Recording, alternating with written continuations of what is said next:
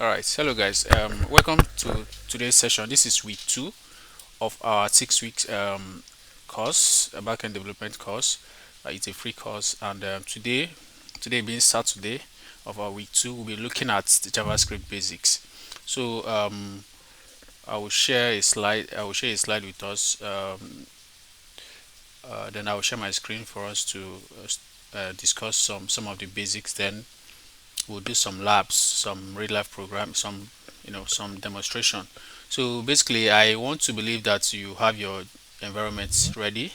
Just your if you have your VS Code, you can open your VS Code, confirm that you have Node running. You can just write a Node hyphen V to confirm the version to know that it's working. So basically, every demo we're going to be doing today, we just basically in JavaScript. We're not doing any extra. We are not using MySQL. We're not running Express. We're not creating any server. Basically, just to for us to understand JavaScript, basic JavaScript. Okay, so I would like you to spin up your environments so that as we're discussing and I'm demonstrating, you also be practicing alongside with me. All right. So that being said, let me spin up my where's my so let me share my screen first. I'll share the entire screen so that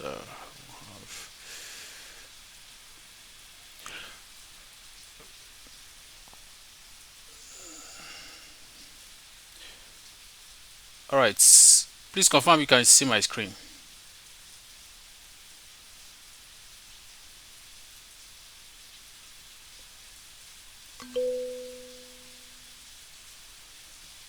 Great. Okay, so I'll spin up my slides and spin up my environment. I think I have to close this.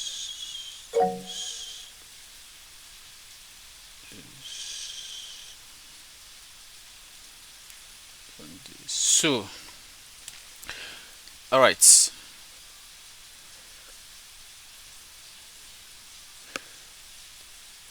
please make sure you have you set up open your VS Code so that as I'm coding, you'll be coding along with me, because programming is all about practice. You can't do programming just by reading or watching videos or watching someone code. All right, so this is my environment here. So I need to open the terminal. Everything we do will basically be on the terminal, just for us to understand. All right, so can you see my slides? Can you see my slides? Don't worry, I will share the slides with you after today's class. I will create a yeah, good. I will create a repo.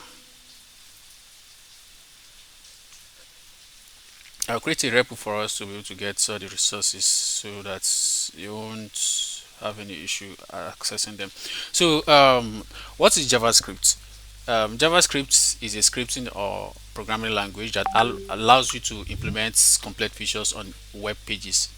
All right, so basically JavaScript was originally designed to run on browsers. All right, it was actually designed for web pages. All right, so um, the the idea was that in 1995, before then, the website they create was static. It has no functionality, no dynamic feature. So they created Brendan created JavaScript at Netscape and created it for browser so that web pages can be interactive and dynamic. So JavaScript actually has a runtime environment. So the runtime environment on JavaScript on the browser is different from the one we have on Node.js. So how did Node.js come to play? This guy here, from my slides here, you can see that the creator of Node.js in 2009, he took V8 engine. That's V8 engine is the runtime,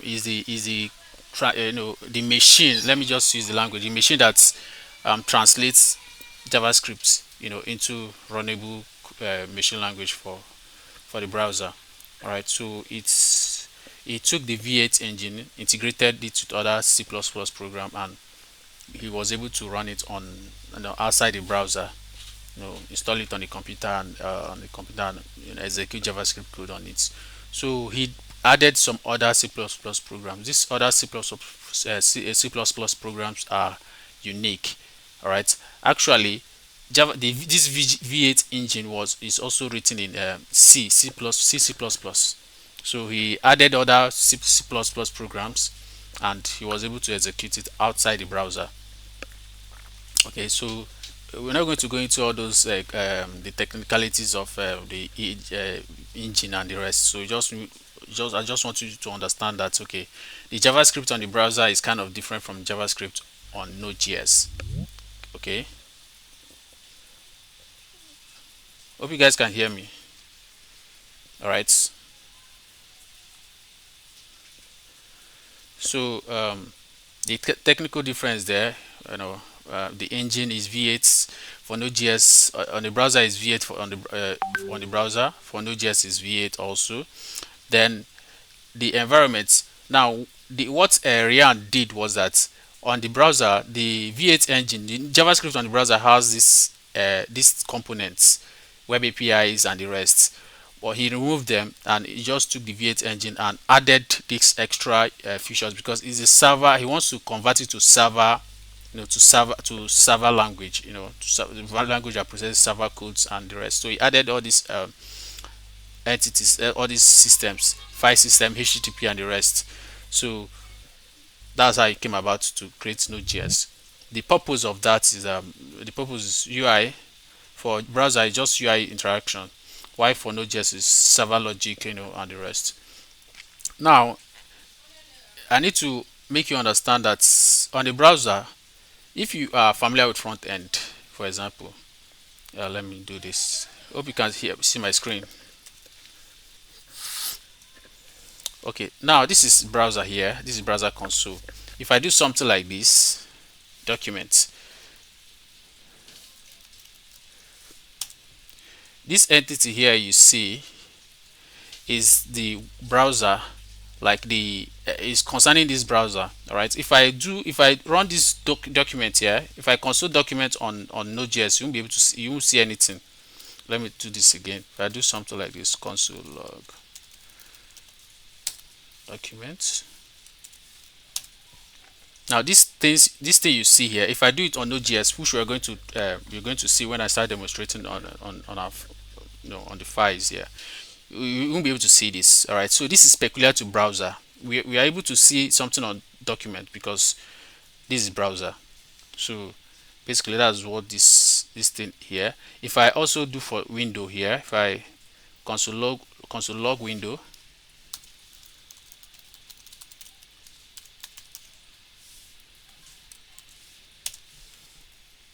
yeah, window objects, all these things you see here are peculiar to the browser. All right, this is JavaScript valid JavaScript code, but they are peculiar to browser. If you run them on Node, which we're going to start working with, you won't see anything on Windows. So just take note of these things. I know it's just introduction. Then we have the import, the type of modules they use, and the rest. So that is just the intro. So basically, you have two types of JavaScript on the browser and JavaScript for Node.js. So take note of that. Now let's look at the fundamentals. Now the topics we're going to be dealing with, we're going to start with variables. We're going to discuss variables, discuss operators, data types, scopes, the structuring, rest, control flow, error handling, classes, primitive wrapper objects, async JavaScript, and modules. So these are the topics that I want us to deliberate on. So hopefully if we can be able to finish these topics today, to be okay for us, to be good for us. We confirm.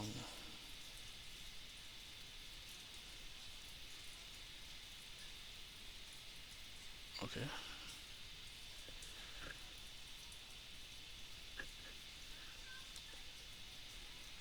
Hello guys. Hope you can hear me. Please thumbs up if you can hear me. Or you can see my screen. Thumbs up. So I know that I'm not disconnected. Alright. So let's go. So we're starting with variables. All right. Let's. What is variables? Variables are declared in JavaScript. The variables are declared with the keywords var, let, const, and const keyword. All right. Or it can be declared automatically. We'll discuss that.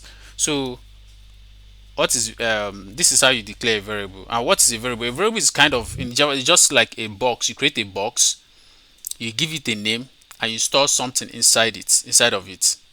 All right, just like this. I created a variable with const keyword. I The name of the variable is username. I put the word John, the string John, into it. All right. Now this is another variable.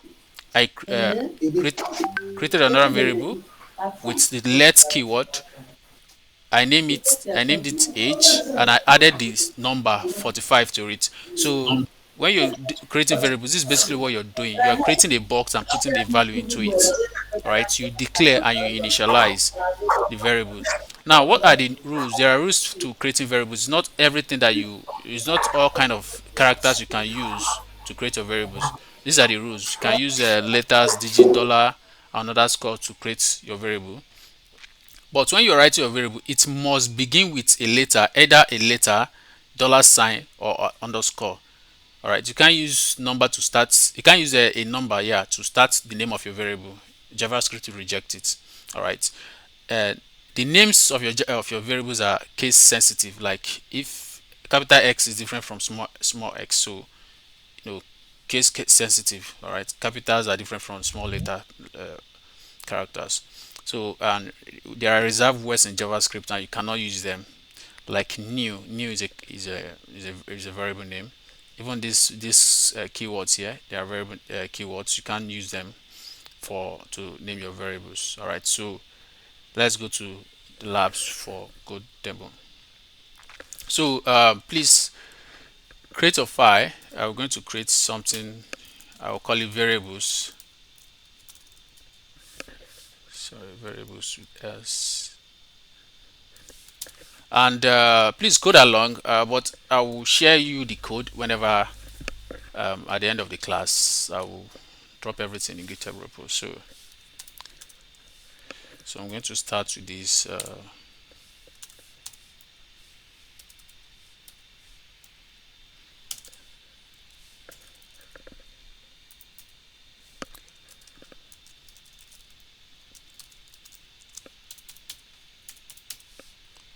All right.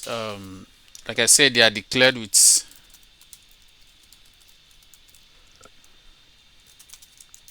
var let const keywords automatically. So let's see. All right.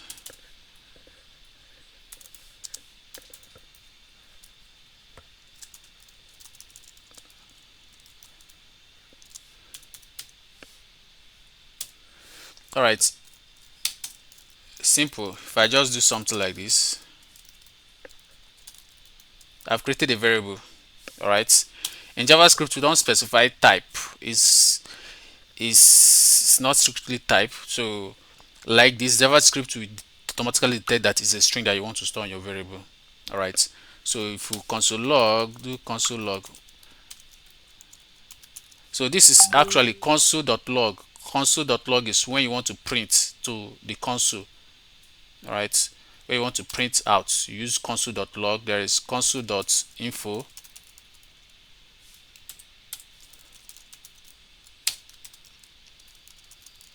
There is console.error.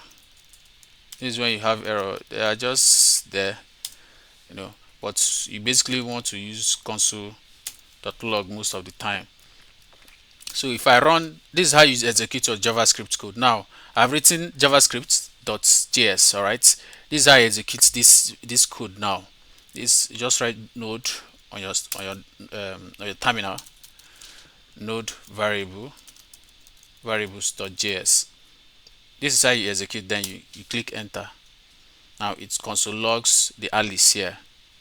All right, do we understand? Do you understand?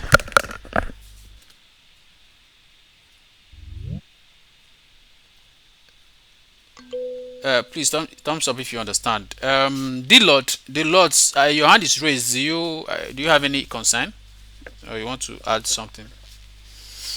All right, so let's go ahead. We need to. Okay, so now one thing about var has its characters. Like you can redeclare. Look,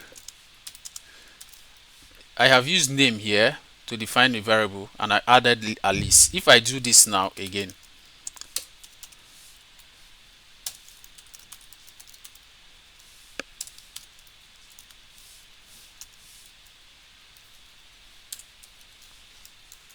now normally this is supposed to be an error. This is supposed to, like, I'm declaring and initializing. When you type the name of, give it when you type the name of the variable, you're actually declaring. Then when you give it the value, you are initializing it. All right, now when I declare a variable, I am redeclaring it again here. This is the property of var will allow you to do this using the same redeclaring the variables. It will allow you to do it. It won't throw any error on your code. So if I do this, if I run it, we'll get to console Alice and John. All right, so to me, I don't like this behavior, because I should be able to, the code should be able to tell me that I have used this name before. I shouldn't use it again. I shouldn't redeclare it again. Okay, so that's one issue about using var to name your variables. Actually it's for old code, legacy codes. We don't use it most of the time when you're writing new JavaScript code this time around. All right, and also you can update the name. All right, you can update the name. See, I have changed. Don't worry about this stroke that cancels the name. Is VS Code issue. VS Code is trying to tell me something, but it's not a big deal on JavaScript. So I have changed the value here from John to Chris, and if I run it, I will get the three names as they are. Okay, so hope you guys can see my screen. Let me increase my fonts. How do I increase fonts?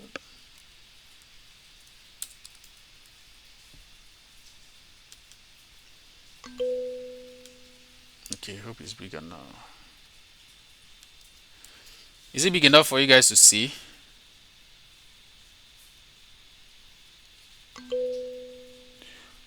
All right, so let's move ahead. Now, one thing about var, it is function scoped. How do I mean?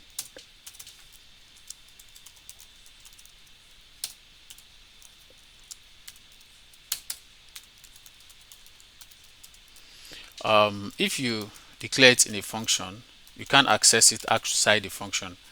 Actually, this is a function. This is how you define function in JavaScript. You use the name, the keyword function, then you give it a name, then you put your brackets there. So if I do this,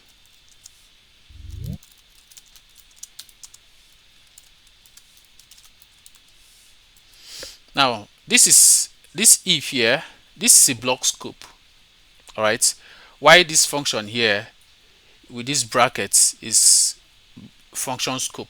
We'll talk about scope in the future, like very soon. This is block scope. All right, and this is function scope. So block scope does not affect var, when any variable you declare with var. For example, okay, let me continue with this code now. If I do this, console log dot message. Now normally this code is not supposed to run if I have declared this message variable with another keyword. It wasn't supposed to run because I declared, I initialized this variable inside this if block scope. So it's not supposed to, I wasn't, it's not supposed to be used outside of it. All right.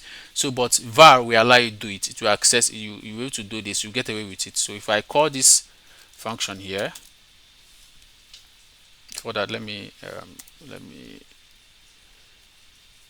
do this so that we comment them out. If I call this, if I execute this, yeah, you can see I'm seeing hello here. I'm getting hello, which is this. So it's running. All right. VAR will let you do this. var variables will let you do this. All right. But you see in subsequent variables, you won't be able to do that. So also now we are done with VAR.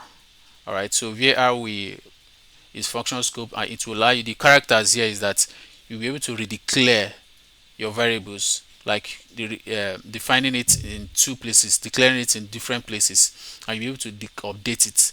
That is the characteristics of var name variables. All right. So let's look at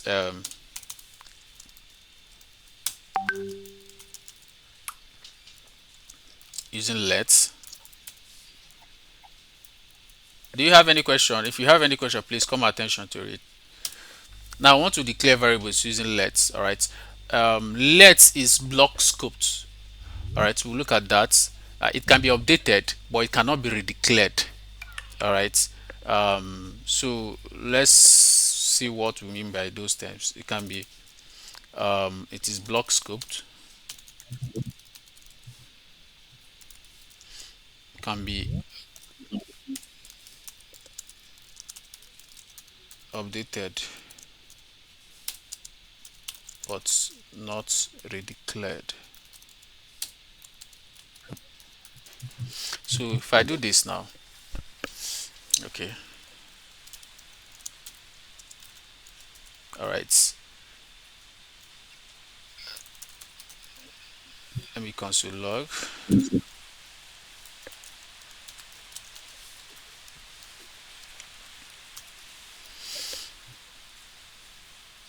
Now sorry, I run my code, is console logging 22.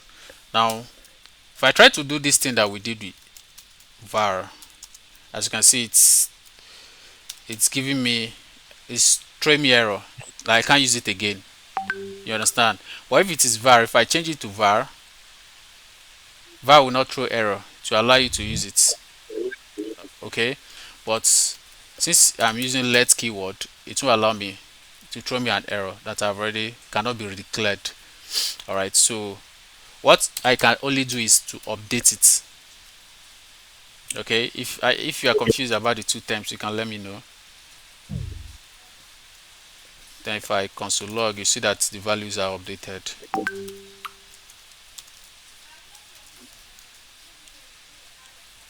All right, so we can see the two values here on the console, 22 and 89. So basically that's let's using let. Now I would like to demonstrate the block scope now. So this is it. All right, if I do this through,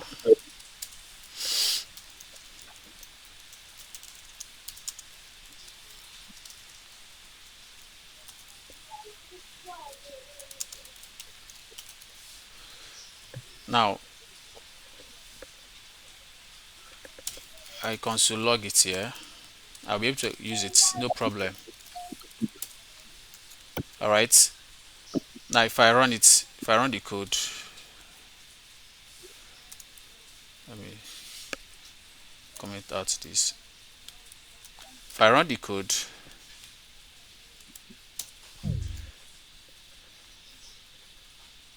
it works well. Hi Chris, I don't know why my terminal is behaving this way. So you can see the hi Chris here, right? Yeah, this is it here.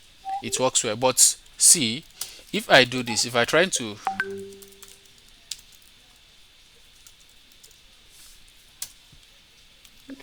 access it here, see what will happen now.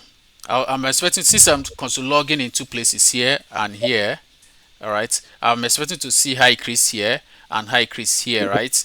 But watch what will happen. Now it throws an error. All right, it throws me an error.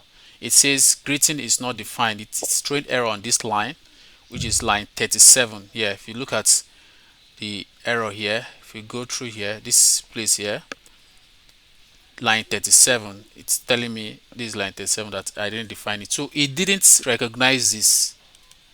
All right, because I use let. All right, but if I change this to var, if I change it to var, if I change it to var, now watch. If I change it to var, if I run the code again, you see no error, no error. You see it's console logged this high crease, the first place, and high crease here. All right. Is there any issue? Does anybody have any question? Do you have any question so far? I hope you are coding along. Please, I need you to code along. Yeah, if I, yeah, Good yeah, afternoon, sir. Can you hear me? yeah, I can hear you. And sir, I don't know if this class is recorded because I came in 12 minutes after one, so I was Yeah, lost. I don't even understand one thing here. okay, it's recorded. It's recorded. But we just started. Actually, we are not far gone. Um, Okay, sir. so we are discussing variables. This is what we want to. This is our timeline. This is what we're studying today. This is our topic. Sorry. So this is what we're looking at. JavaScript fundamentals. All right. Are you there? You can see my screen, right? Yes, yes, I can see it. Okay. You can see what is written in my slides, right? Yes. Okay, so we are this is the topics we are dealing with. We are just in number one now, variables. So we are trying to discuss Okay. how variables are declared in JavaScript.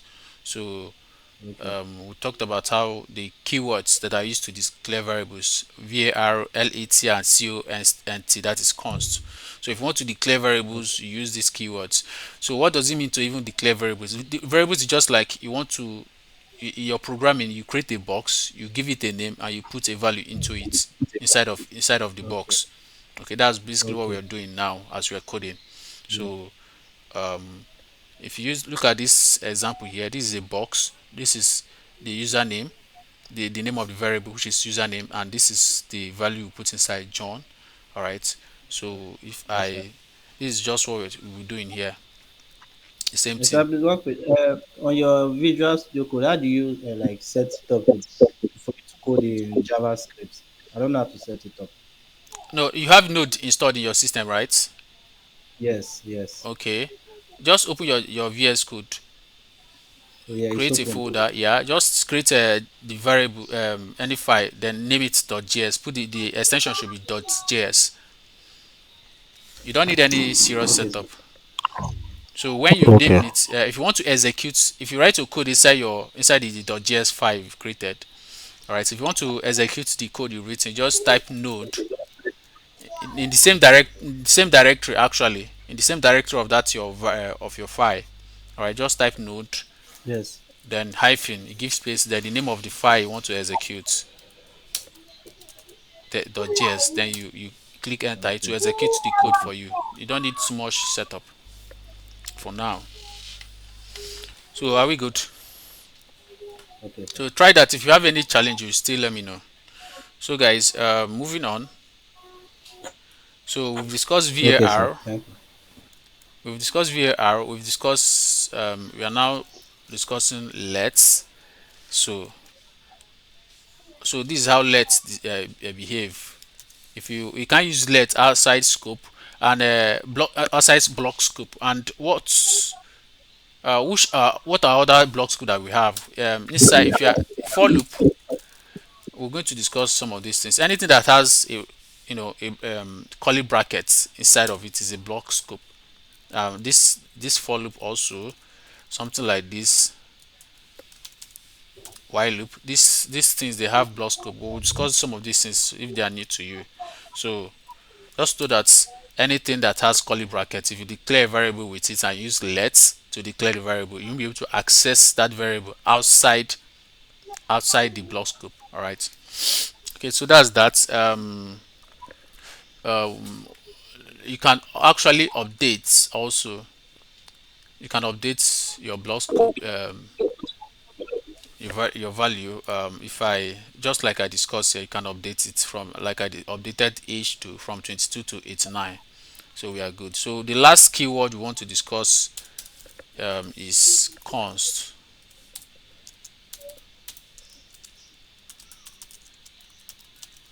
Const is short for constant. All right. Yeah. So the characteristics there is that it is block scoped. It just like let. The only difference is that you can't update it. Any value you give it, you cannot change it. Cannot be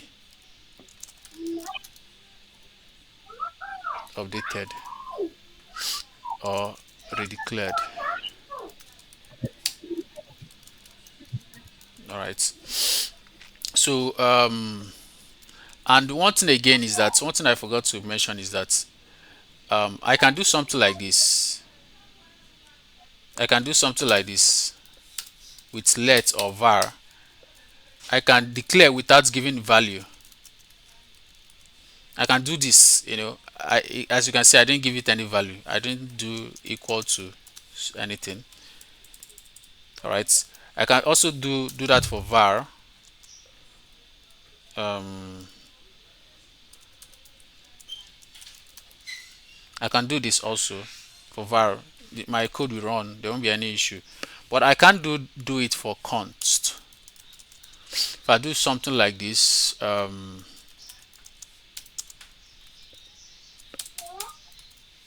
see, it's VS Code is telling me that I can't. I need to give it a value because it's the constant. If you don't give it a value now, you won't be able to give it value in the future, like later in your code. So when you're creating, you need to give it a value. So what we'll do is just give it a value 1.4, 1.14159. All right, so it won't complain again. I think I need to take these ones and put here. Let me just put it here.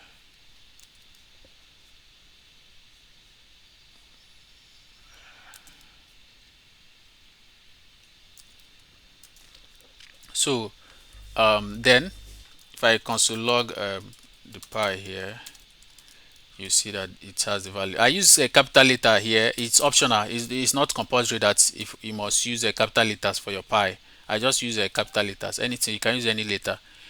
All right. So if I execute, let me see that no console log is running.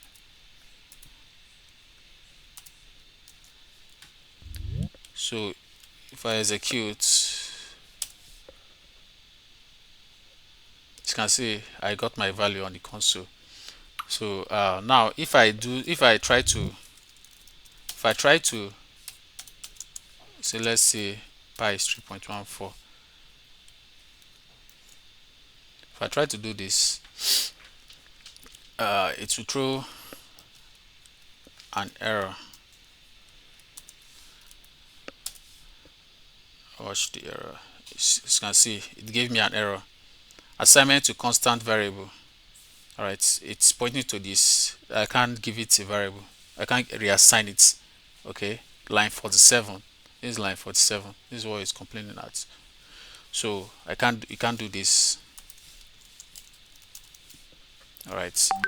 So and it is also block scoped, like I said in like let here. This it's also block scoped. Let's do something like this. If we do true, put in a block and do const city.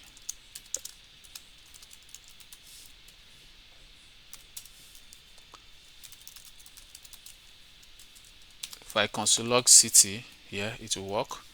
But if I try to console log outside of the curly brackets, you see what it will do. Normally I will be expecting to console logs. Well, as you can see, it throws an error. Okay, sorry.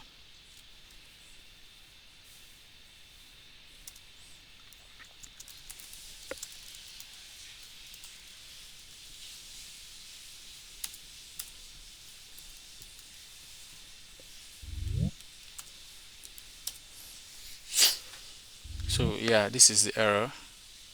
If I screw up, it says city is not defined. So because I declared and initialized this variable city here inside this scope, this console log can't see it. It can't detect it because I used a const to declare it.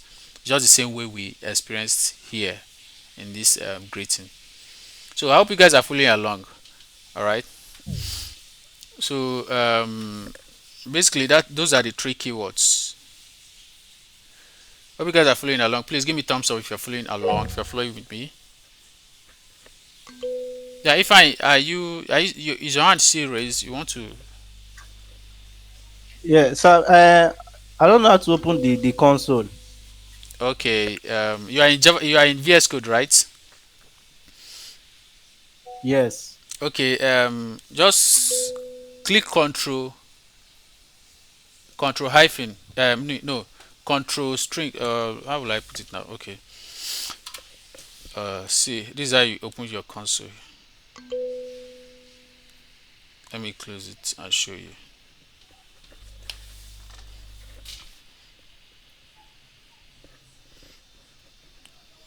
Okay. I use shortcuts to open my console, so I've forgotten how to do it from here.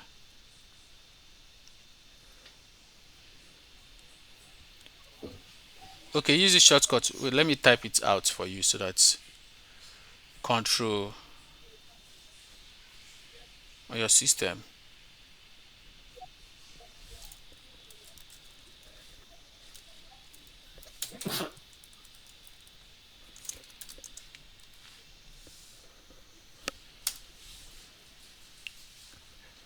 Use that shortcut to open automatically. Okay. Okay.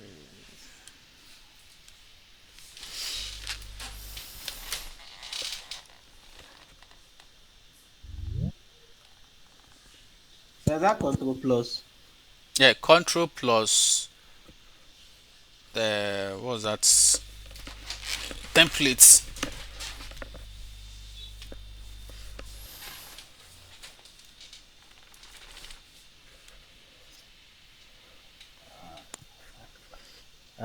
I still can't open it though. Hold on, let me.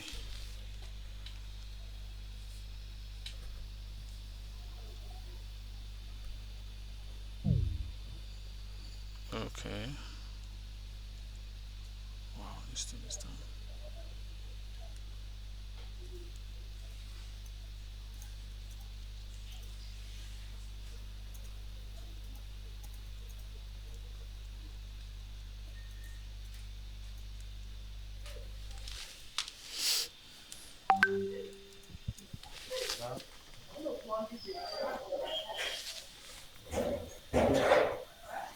When we recorded the line no dey o. I dey call, I dey on call.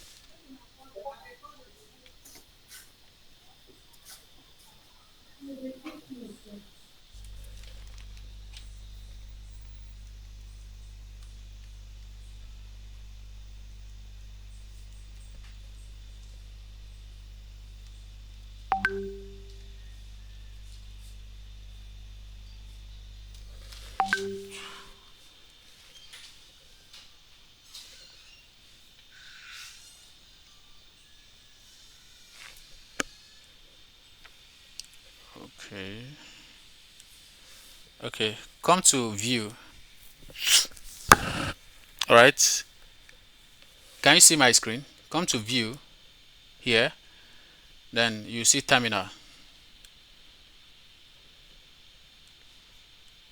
All right. That's a shortcut I showed you. So it will open. You can see that, right? LA fine.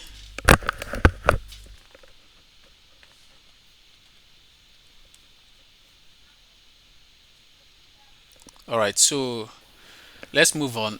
Yes, sir, it has opened. Thank you. You're welcome. So now there's funny thing JavaScript do, just like Python. um, you can actually declare a variable without giving it any of these keywords that we talked about, any of the var, lets, and const. You can actually, for example, if I do boys,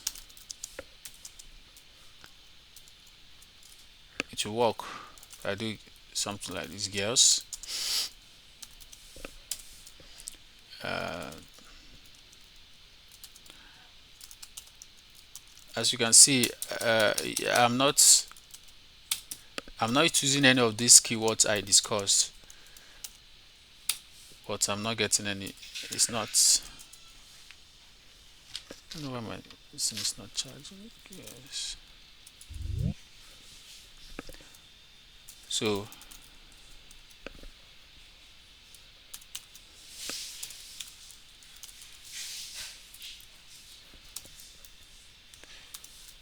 if I run this, as you can see, it's executed, no error, no issue. So you can actually declare this, use this, but this is old legacy JavaScript. All right, if I do something like this now, there's what we call use strict. If I do this now, all right, and I run this code, it will throw error. Okay, it's executed. Okay, okay, use scripts.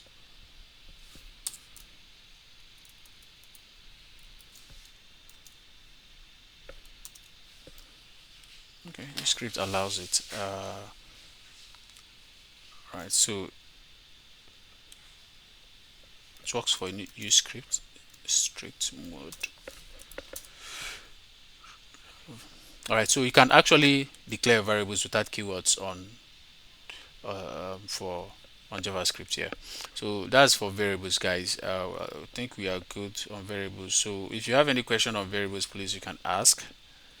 While we go that onto operators.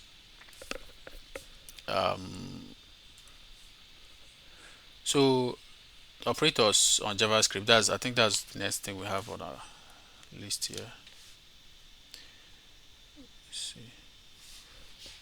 Yeah. So basically, operators are symbols that tell JavaScript how what to perform operations on values of variables. So if you are working with variables or values in JavaScript, you need those operators. You must have seen where I used some of them in the last demonstration. So we have a number of them. We have arithmetic operators, we have assignment operators, we have comparison operators, and we're going to demonstrate some of them. We also have logical operators and type operators, ternary operators. So you don't need to know everything, it's just for you to know the basics and you know how to use them. So arithmetic is basically just mathematics that we know. Assignment is actually how you assign values and do some calculation while at it. And comparison operators are to compare two values and the rest. So um, let's do some demo and see what we have. So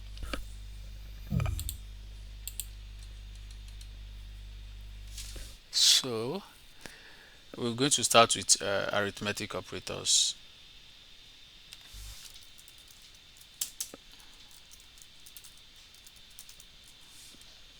Okay.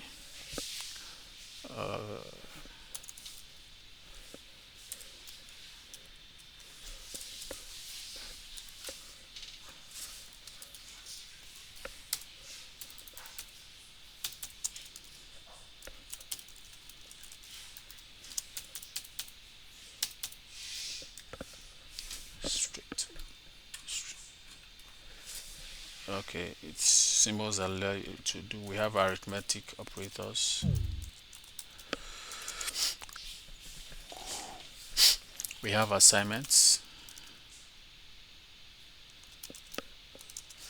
We have comparison. We have logical. We have ternary. And so on and so forth. So let's discuss arithmetics. We just need to breeze through them. We have addition. let's say I have x value,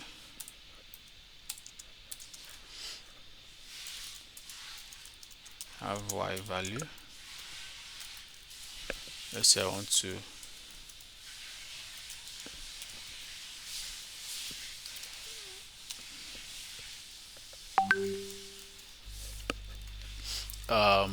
now this is the addition operator, right? On the arithmetic, for the arithmetic operators, the addition, right? I want to add two values. So this operator can actually work for numbers and string. So we're going to see it in when we're demonstrating the string data type.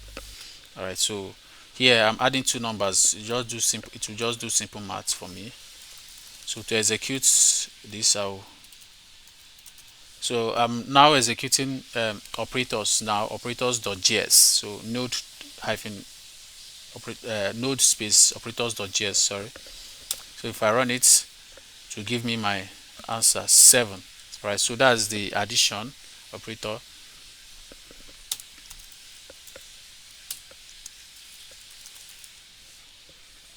Let's see, let's take the subtraction.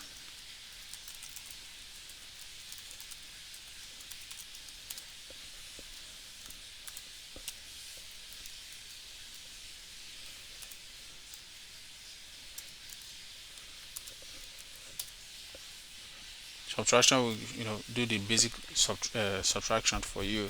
So we have the other operators. I think let me go through division also, but I don't think I'll be, because of time, I don't think I'll be demonstrating all.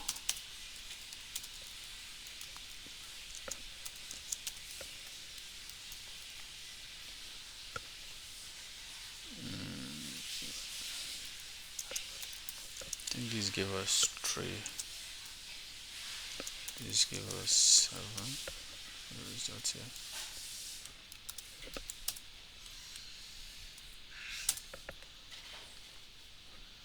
Okay, this gave us 2.5. So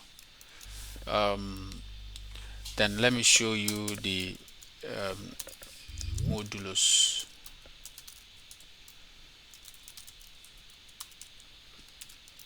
The modulus operator.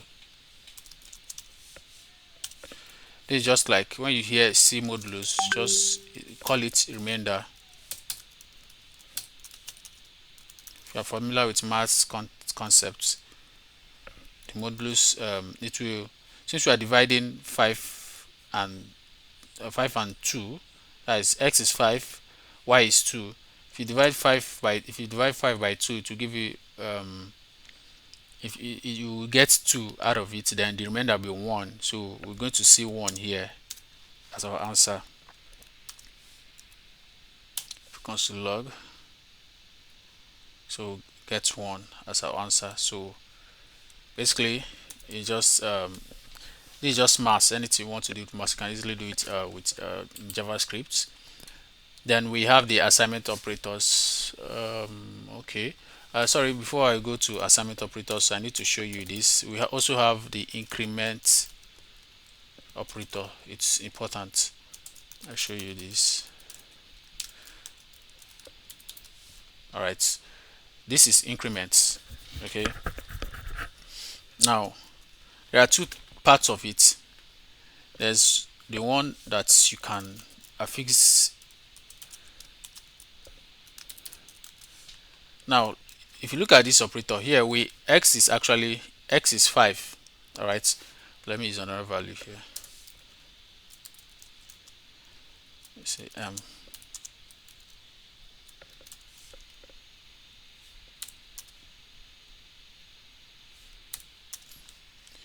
right, this operator is going to increment the value of m when we console log it. Okay, so if I run it, we're going to see two values. Now we are seeing 20 and 22. Okay, what happened here? Now this first one that carries the double plus after it, all right, what it does is that, you see, I am trying to console log, and at the same time I'm trying to log run an operation on the variable, that is console log it, then increase it. So what it will do is that since I put this console this one this plus plus after the variable, it will log the value first. Then after logging the value, it will now increase it. So that's why we saw 20. 20 is the initial value of m. So it logs it, then increases it later. Okay. Now the second log here gave us 22. All right. Now why did it give us 22? Now after this first console log has executed, m has increased from 20 to 21. Okay, so before here now at this junction, m is actually 21. M is 21 because this plus plus has increased it to the next value 21. Then when it comes here now, before this console log will run, because of this plus plus is before the m variable. All right, it's before the m variable. Before the console log will run, it will first increase it, then console log it. All right, that's why we saw m will now be 22, then it will now console log it. That's why we got 20 and 22. All right, now if I to show you now, if I move this plus plus and bring it to the back, what do you think will happen? Now this is what will happen. Before this 21, this first log will become 21. In the first one it was 20. All right, in the first console log run it was 20, but now it's going to be 21. Then the next one will still be 22. All right, no, the next one will not change, to be 22, but the first one will change to 21 because it will first increase the value, then log it. All right, before running this log. So if I run it now, you see, so it's 21 and 22. So basically when you're adding these increment operators, they you have to, the position of where you're putting it matters, and what you're running on it. Okay, then the other one is, as you can guess, if you have increment, we should have decrement. Decrement is negative negative, and if we do the same something similar to it, let's do,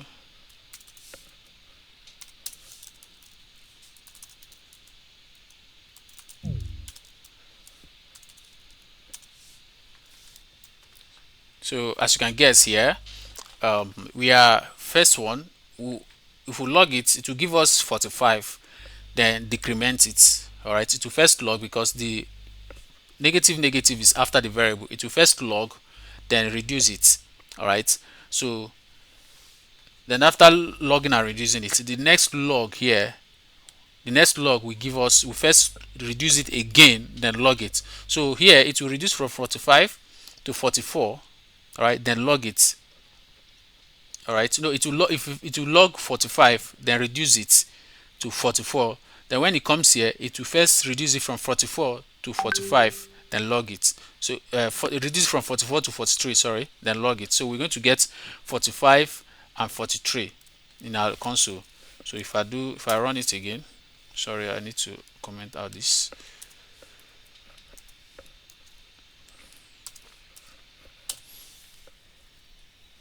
So we got 45 and 43. So that is the demonstration here. Just know that we can, all these things we're demonstrating here, we actually need to use them in our program. All right, so I just want you to get have a good grasp of the basics here. Then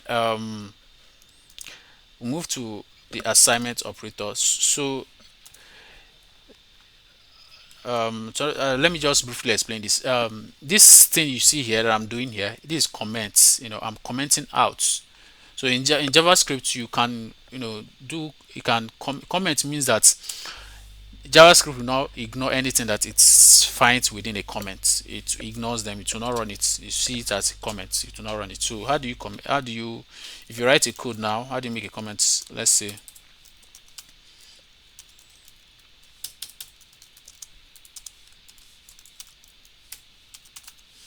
here now, if I come here and I put 2 / JavaScript will not run it. As you can see, VS Code has highlighted everything as green. It means that it's a comment. It will not run. JavaScript will not run it. All right. Another way to do this is if I do this / star, another star, and backwards / this way. This is multi-line comments. Why this one is single line? Why this is multi-line? Here I can write anything. I can write anything here. Come to the next line. As far as it's within this these characters here and this one here, it will be regarded as comments. But for this one, I can't. It's just one line. All right. It's just one line here. This does not affect this. All right. So these are comments. Commenting out. Comment is just like a way of documenting your code so that anybody who is reading your code will understand better. So we'll go over to the assignment operators. Assignment operators, like we know,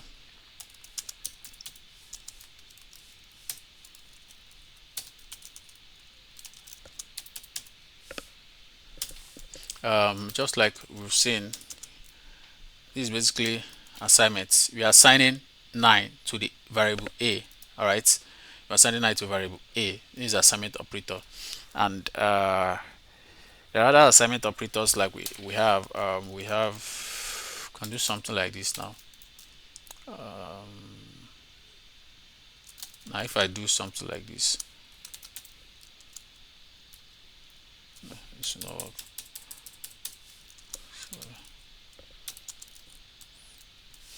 So what this does is that since I've declared and assigned 9 to variable a here, and I'm assigning this assignment operator, what it does is that it says add 3 to what a is before and update it, and just add 3 to what a is before. All right. I can say it's take the value of a, add 3 to it, then put it back to a. All right. It's just like saying, it's just saying as this here is shorthand for this. So what we're saying is that this is a former value of a. If I remove this is the former value of a is 9 here, right? At this junction now, a is 9, but I now add 3 to this 9 that a is, which is will become 12. Then I now assign it back to a, so everything will now override a, so it will be a will now become 9 plus 3, which is 12. All right. So if I console log, let me go back to the original. So if I console log,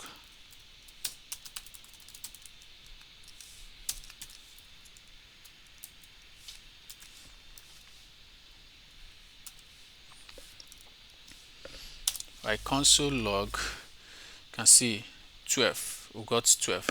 So you can do that for things like for negative too. So what this will do is that it will take the value that a is here. Let me remove this. A is 9. It will take it will remove 3 from 9, then reassign the value, the results back to a, which will be, if you minus 3 from 9, it will give you 6. Then you assign it back to a, which will give you 6, which will become 6. We'll run the code now. It is 6. Give us 6. Oh god, there won't be enough time. Hope you guys are following. Hello guys. I know we are doing the boring stuff this time around, but in our subsequent classes we'll do going to do more work. All right. So we also have for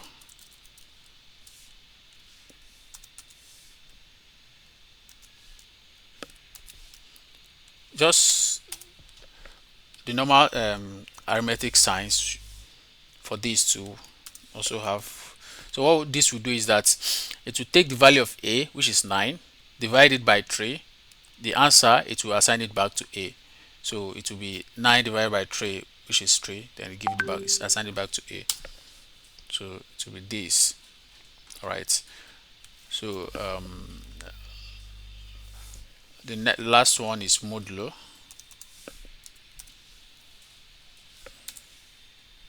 Like I showed you, this is a remainder.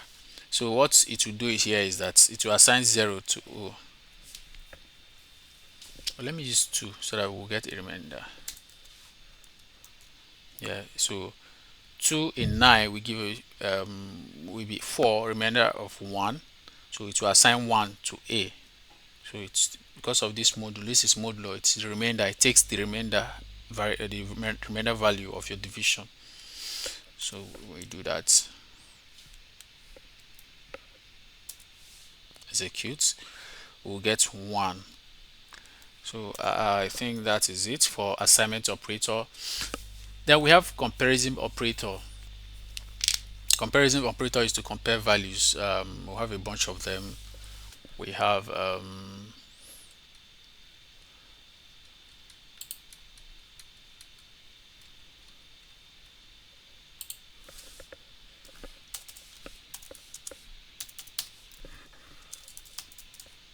comparison, used to compare values. All right, we use it to compare values. Right in the results here.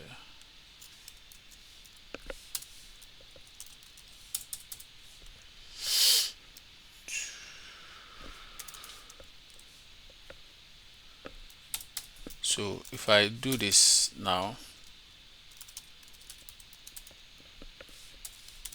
we have the equal operator.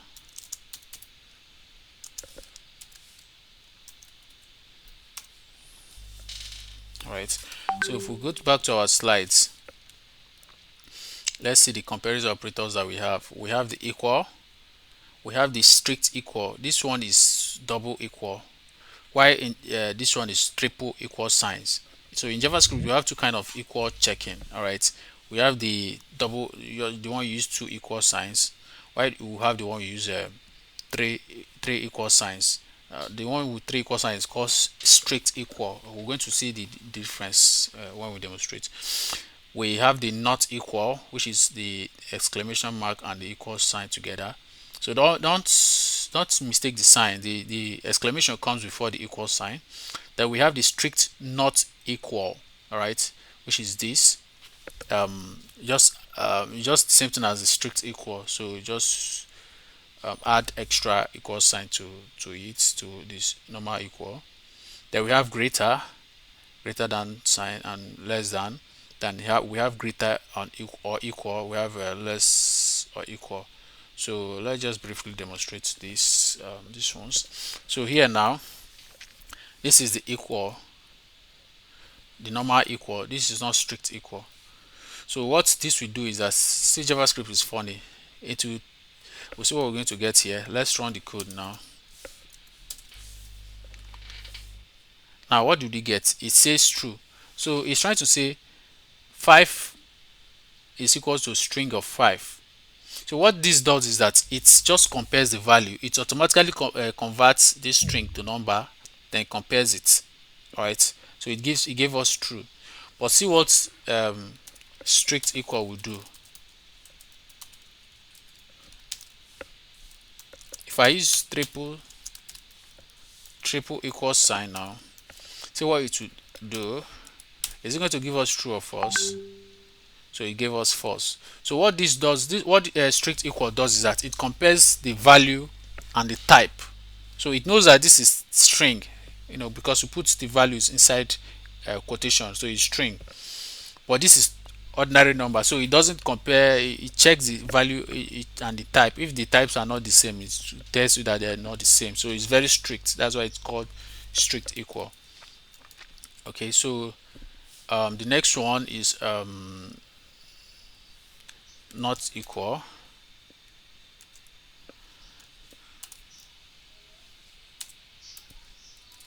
So I want to ask, are they not equal? Are they not equal? That is, are they different? See what it will tell me. It tells me that they are not different, that they are the same. Basically, it's saying that they are the same, because it's the same thing as this one. This is normal equal, while this one is strict equal. So this one is normal not equal, so it tells me that they are the same. This 5 and this 5 string are the same. All right, but see what the if I add another one, this is strict not equal. All right, if I do this now, what is going to tell me? It's to say, tells me true. Yeah, it says true. Yeah, they are not the same. True, they are not the same. It's true that they are not the same. So it checks the type. It sees that they are not the same type. So it tells me that true, yes, they are different. They are not the same. That's why it runs true. So that is the strict sign here. The strict not equal. So it says it checks the type also. So we have the greater than. To check. Let's do something like this again. Greater sign. If you want to see is 8 greater than 5. So this comparison operators, they return boolean values to you. All right, they return true or false. They don't return any other thing. They tell you either true or false. All right, so I asked there, is 8 greater than 5? It says true. All right, so if I do this the other way around, if I say is 8 less than 5, tells you false. 8 is not less than 5 because 8 is greater than 5, so it is false here. 8 is greater than 5. So I asked, is 8 less than 5? It says false. So these are the operators we use in JavaScript. We have the equal or greater, this one. All right, so don't mistake this sign for something like this. They are not the same. See, VS Code is already throwing you error. It's not the same. So the greater sign is supposed to come before the equals sign. All right, so this is 8 greater or equal to 5? Yes, it's going to tell me true. True.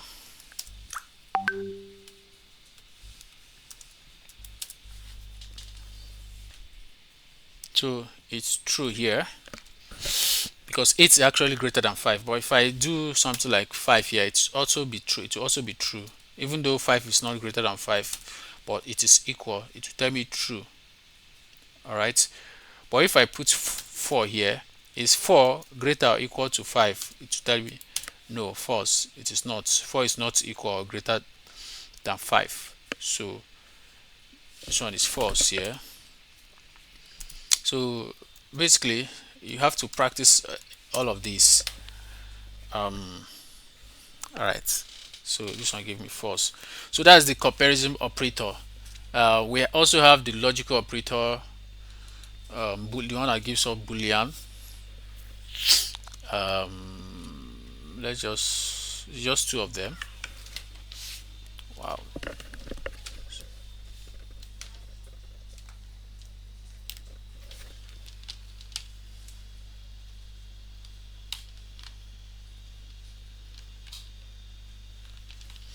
Okay, sorry guys, to check my systems.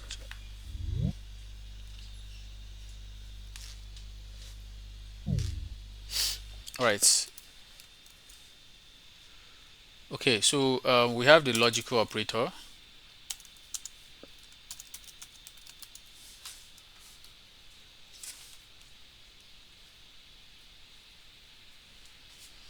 Hello guys, hope you guys are following.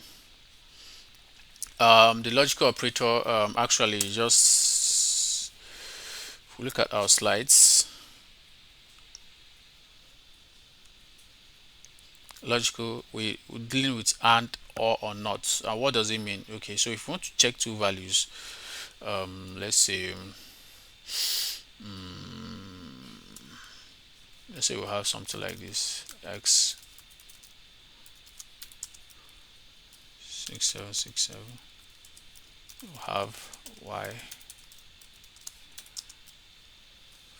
5733. So if we say if S code is greater than 600, Y code.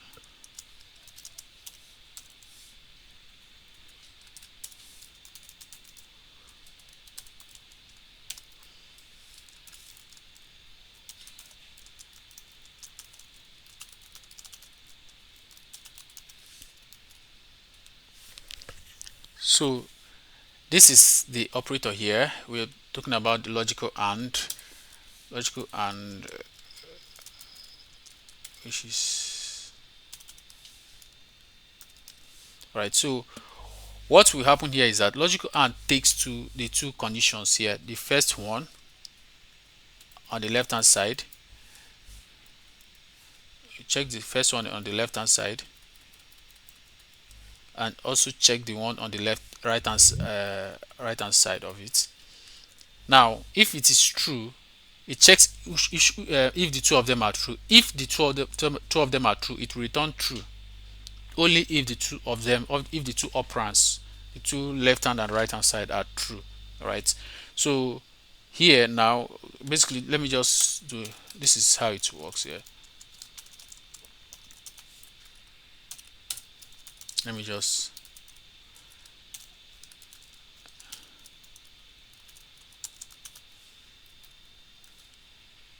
let me comment out this one first.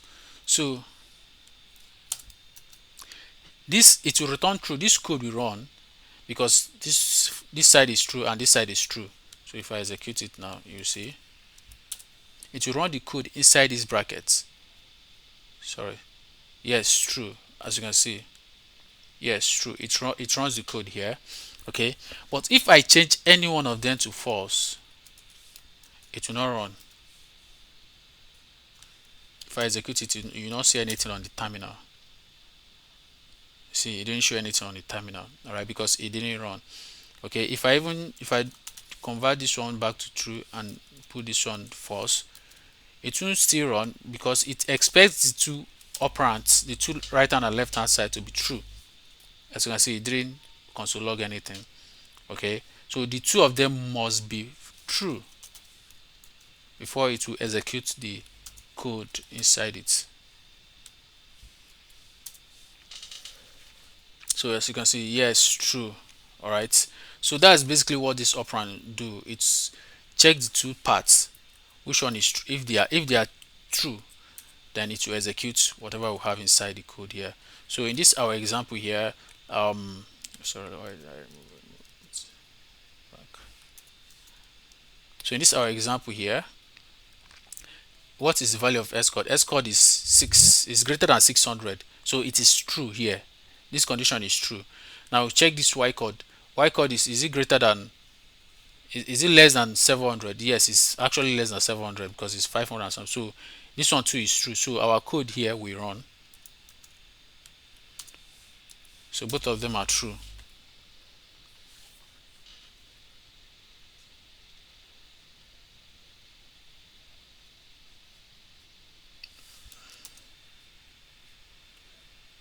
S code, Y code is less than, S code is greater than 600. So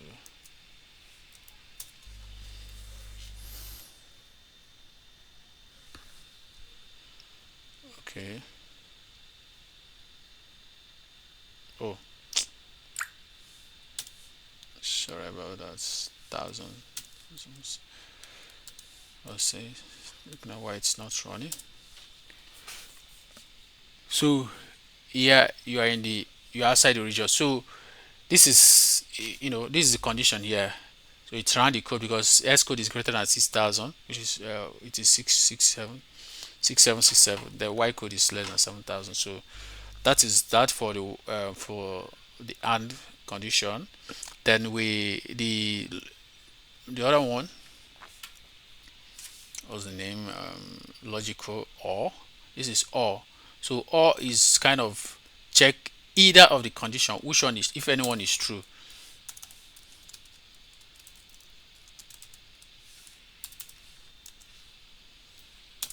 So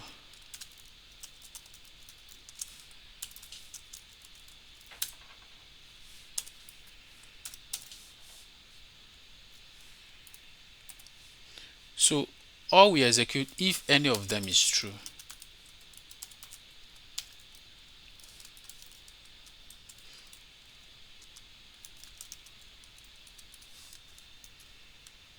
Okay,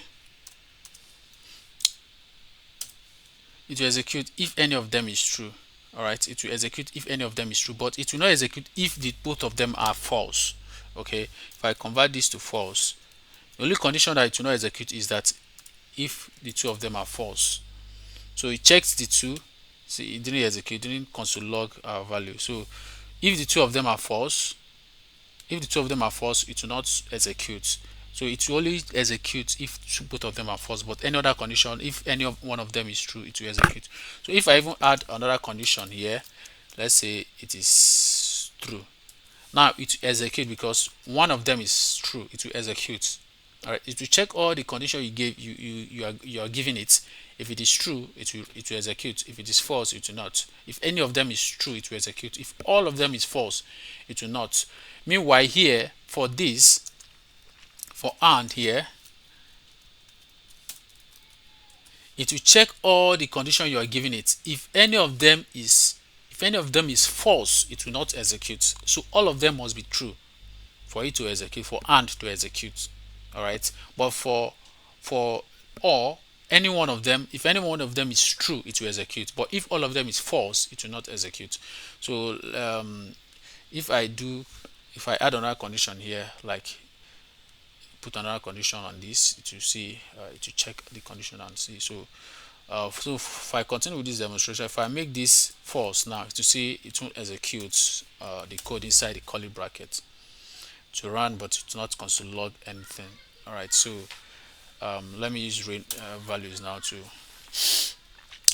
do this. So if I do something like s code triple equal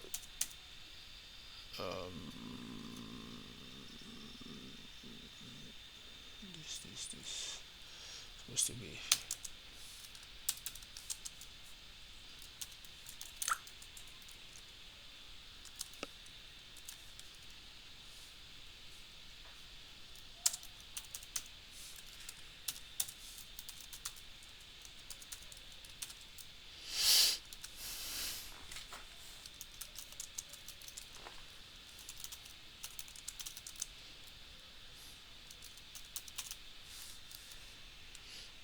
okay. So now this condition, these two conditions, if we check our y s code is 6,767, which is not equal to 3,000. So this is false. But if you check our y code here, we are checking if it's greater than 3,000, and which it is true, it is greater than 3,000 because the value is 5,733. So it is greater. So this one is true. Why this is false? So it's going to execute because at least this one is true. Okay, so if we run our code, you're going to see you are within the limits. You are within the limit. So that's the logic operand here. So the last operator, the last operator for the operand is this, the not. We're going to talk about these ones.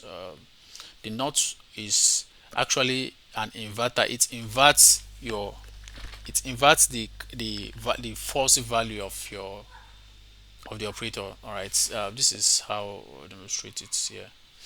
So if I do something like this,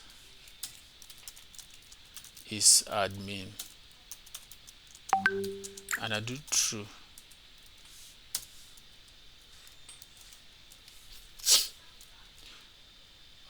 if I do another thing here,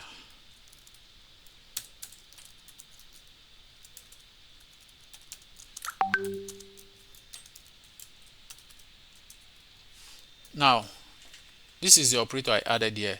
What this operator does is that, as you can see, this one is true. I made it true here. But if, as I'm trying to assign this value to this, remove, as I'm trying to assign as is admin to remove as admin, I added this operator, invert operator. So what it does is that it will convert this true to false. So if I console log the both of them,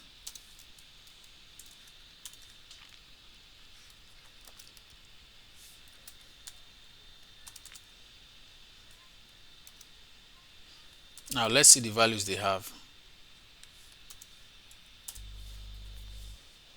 So the first one is true, which is admin.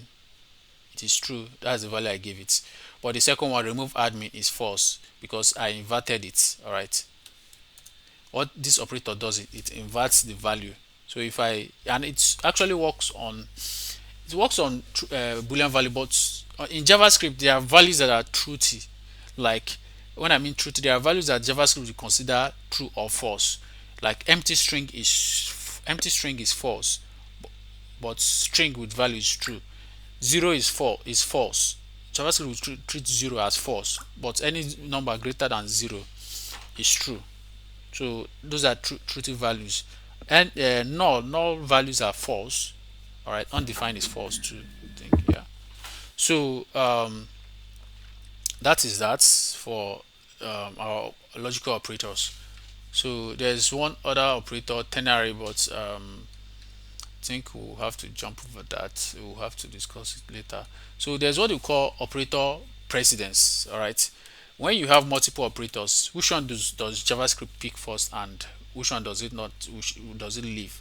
All right. Like, how does it process it? If you have all these operators that we discussed, if you combine them, if you combine them together, how does JavaScript processes it?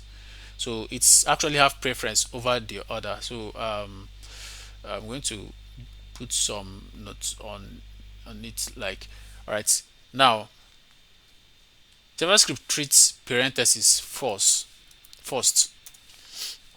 Let's use this example. Let's use this. Do this now.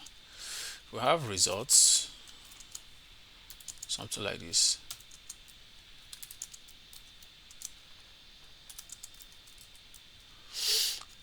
All right.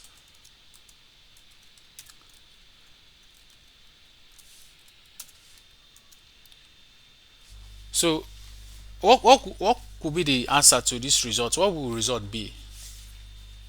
Here we are using two arithmetic operators, which is the addition and multiplication that we treated. All right. Can any of you just guess what the answer we're going to get here? What result is going to console log? I think 20 Okay. Why 20? because we are multiplying first. Yeah. Good. Good. You're correct. Because we multiply first. It's just like board mass. In board mass, brackets of division, multiplication, addition, subtraction. That's board mass. So it uses that logic also to execute. So it multiply first then add. But what of this? If we do something like this,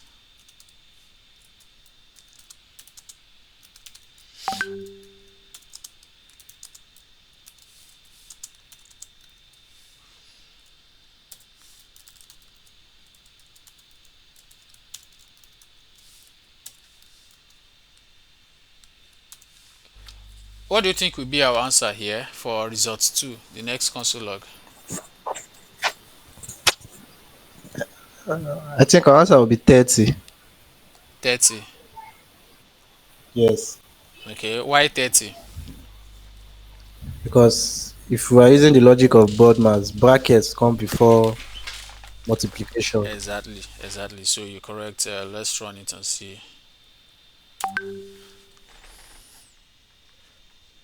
Yeah, correct. To first add the 10 and 5, which is 15, then gives us the multiply and gives the answer. Now, let me discuss ternary operator because I think we're going to be using it in our projects somehow. So ternary operator, it's just like this is it.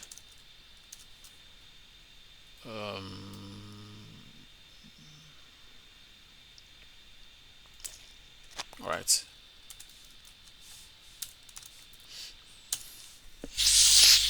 Here's an example here. Let's say age equals to 18.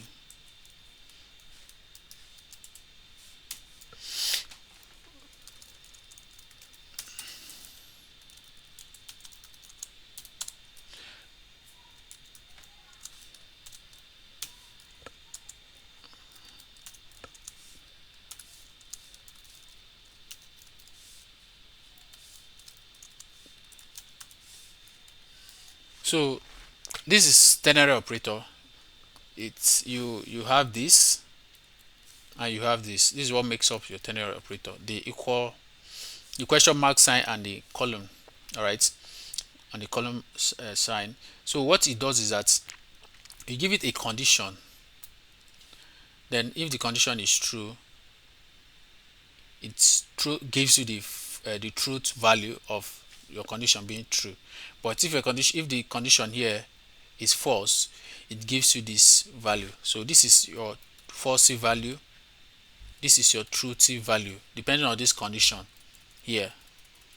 All right, so the condition you check, so this condition must either return either true or false. It should be a logical operator, all right, or yeah, logical operator or comparison operator, all right, that will return truth value to you. Okay, so if it's true, it will give you yes. If it's false, it will give you no. So from our code here, let's run it and see what we're going to get. Age is 18. I would check, is 18 greater or equal, is age greater than or equal to 18. Convert, what is convert? What will convert be? If we run it, we'll get yes here because it's the value here, it converts. So if we make age 12, if you run it, we'll get no because age is the value of age is less than 18. So all right, so with that, let me give us another what's it called, other operator precedence here. Okay, so let's look at this example here. Boy's age. Okay, let's, what's message?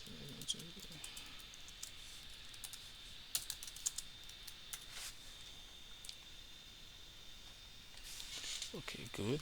That boy's age.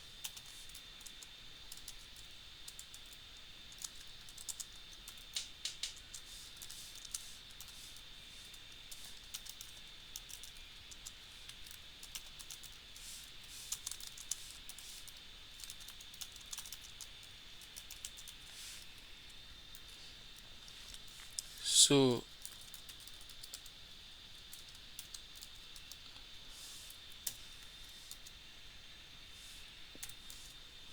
okay, look at this code. What do you think we're going to get here?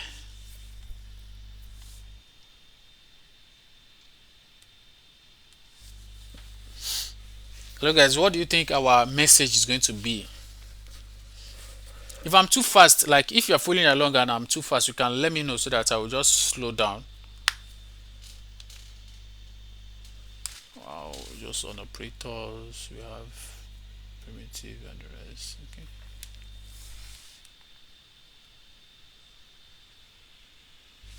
Yeah, hello. Okay, young adults. Okay, okay. Young adults. Let's run it and see. Yeah, you're correct. Young adults. Okay. So yes, so it's how do we get young adults? So it's checks the condition, right? Check the condition. If it checks first, boy is greater than 18. Yes, boy, because boy value is 20. It checks again. Is it less than 30? Yeah, it's still less than 30. So this condition is true and this one is true. So because the two of them is true, this AND operator will return true because the two operands that it's operating on is true. All right, so this is another operand also. This is comparison operand, why this is logical operand and this is comparison operand. So the precedence says that it first, it first operates on the comparison operands first, then compare the other comparison operand, then executes the logical operand. Then after doing all this, before it's now execute the ternary operator. All right. So that's the preference. I think I'll put a note on how they operate, like the precedence, because it's something we need to understand very well. Okay, so with that, that's on operator. We are done with operator. So next we go over to um, let me check. Okay,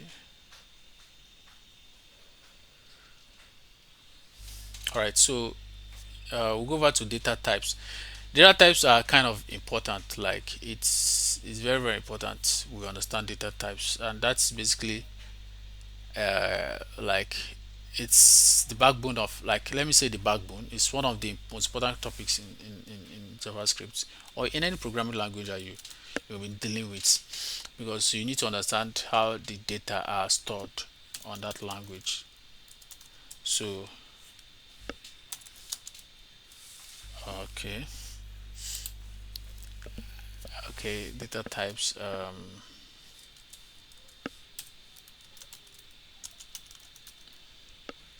Guys, I hope you are following along. Please, you need to code along, or you may want to rewatch the video later, or you need to actually practice what we're doing here, because you need to, it's a hands-on program. Hands-on. So going back to our slides, coming back to our slides, I mean, data types define the kind of value a variable can hold. All right, like you saw in our demonstrations, we are adding different kind of data type. We are adding number, string, boolean, objects, although we've not worked with objects. So so they are the kind of data that a variable can hold. So they help JavaScript to know how to store, compare, and manipulate values. All right, and in JavaScript we basically have two primitive types, two categories of data types. Sorry, we have primitive types and non-primitive types. We're going to know what they are actually. So primitive types, immutable, stored directly, while the non-primitive or reference type are stored by reference. If you are coming from programming languages like C, C++, let's say C++, I mean, you know about array, storing array, passing array by reference. You know, if you want to pass it to, if you want to pass it, like pass it to a function as a parameter, as an argument, you pass it by reference. But other values like integers, string, you can pass them by value. You can pass those ones by value. So that kind of concept is what is applied here. So in JavaScript, there are 7 primitive types and 1 non-primitive data types. All right. So we're going to see what we actually mean by that. So like primitive data types are 7. They are simple. We have the string, the number, the big int, boolean, undefined, null, and symbol. Please, you need to know these data types. They are kind of important. We need to know them. So string is text value, like anything you put under quotes, single quotes or double quotes is string in JavaScript. Okay. Then numeric value, number is numeric values. In JavaScript, we don't have any like floats, or we don't separate like other languages that you have double, int, short, and the rest. We Number is number in JavaScript. All right. So the compiler helps you, the interpreter helps you to do all those things, to do your conversion and do your representation. Then we have big int. Big int was introduced, I think, 2020. I've forgotten the exact date it was introduced, the year it was introduced. Big int, it stores numbers that are any number that any numeric numbers that are larger, that are too large for normal number data type to handle. You use big int for it. So basically, when I was programming on blockchain, like some blockchain decentralized application, they use big int a lot, because the numbers they are dealing with in Web3, in blockchain, like a Web3 DeFi, the numbers they use, they know Ethereum. If you've done anything on Ethereum, like any Ethereum that you know, the decimal of Ethereum value is 10 raised to the power 18. And when you are interacting on the blockchain, you use that value. But when you import it on, when you try to bring that value to JavaScript, it's too large for JavaScript to number data type to use. So you have to convert to use it, convert to big int. So big int is the data type that was able to, handle those kind of large value. All right. So it's kind of important if you want to enter into blockchain, Web3, DeFi, and the rest. Big int is important.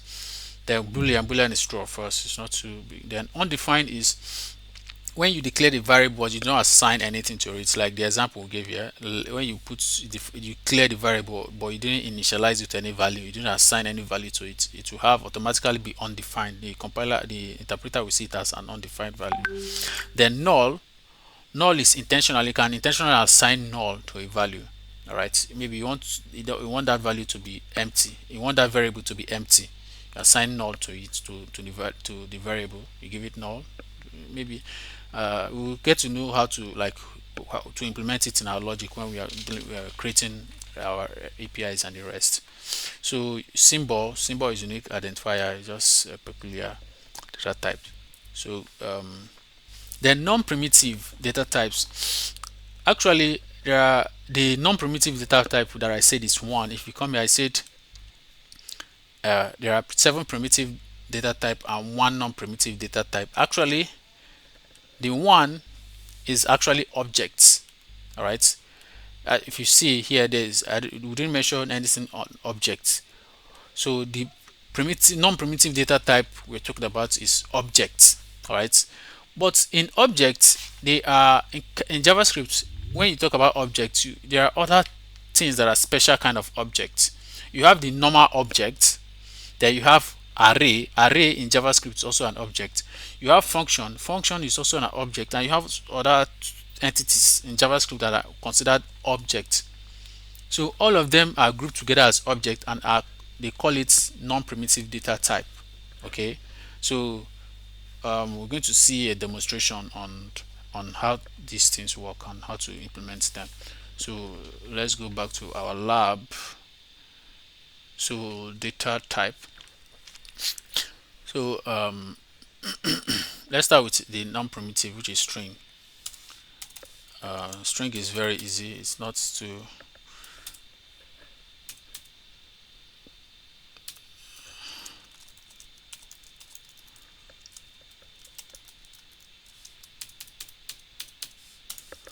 so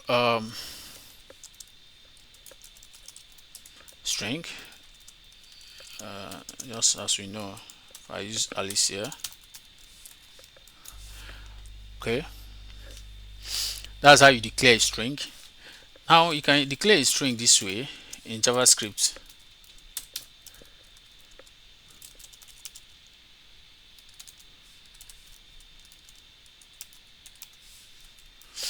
This is also a string. This city here is also a string. Now, what is this? Why did I use this? Since we say that strings are primitive, but if you this thing I did here is actually declaring an object. All right, an object of string. Okay, let's see now. Okay, watch. If I want to see the type of, that's the data type of the strings I just declared. Now pay attention. The first console log is name, for name, which is this. The second console log is for city. Now let's see what data types are there. If I run node data,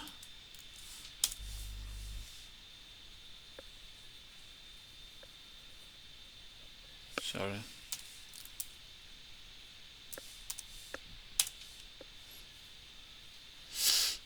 So this first one, which is this, is string, but this one is saying object.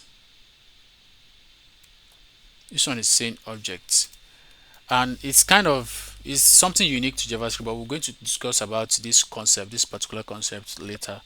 But just know that string is a primitive type, and you can declare string in this way, this first way, and this other way too. So just have that at the back of your mind. Then this one we're going to discuss it later in one of the topics. Then this is numbers.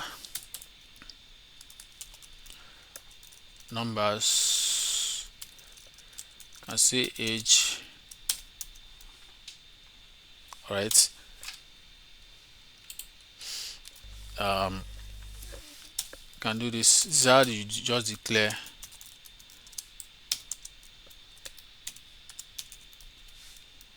All right. You clear your values, your numbers. Now in JavaScript, if I can do something like this,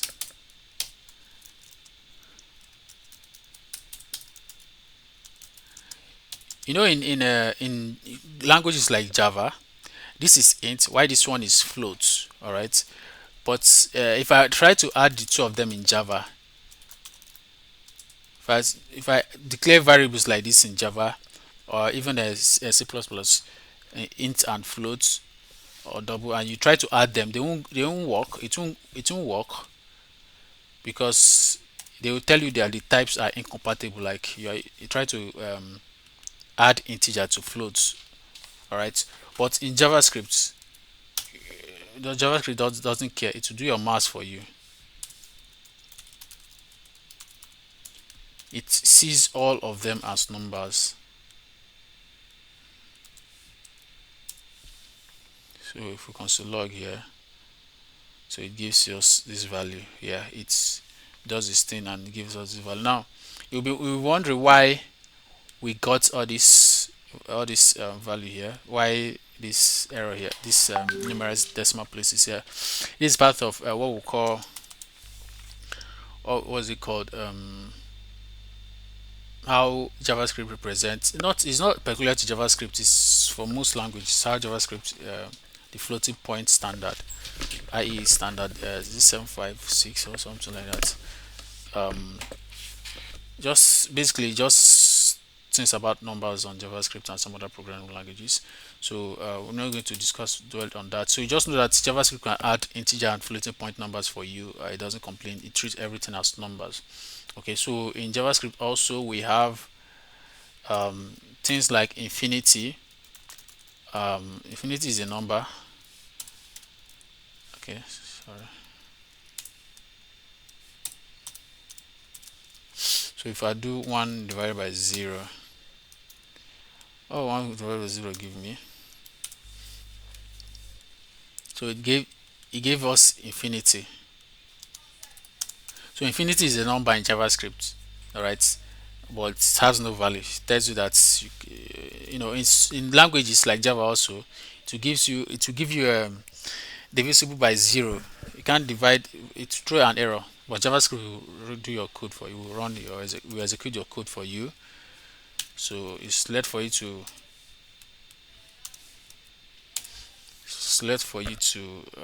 figure out. So if you do negative -1 divided by 0, it will give you negative infinity.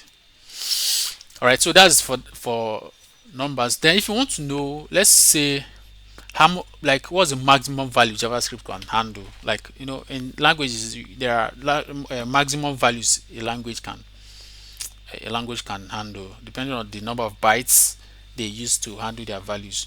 All right, so in JavaScript, how do you know the number of the maximum value JavaScript can handle? You can use something like this: number safe.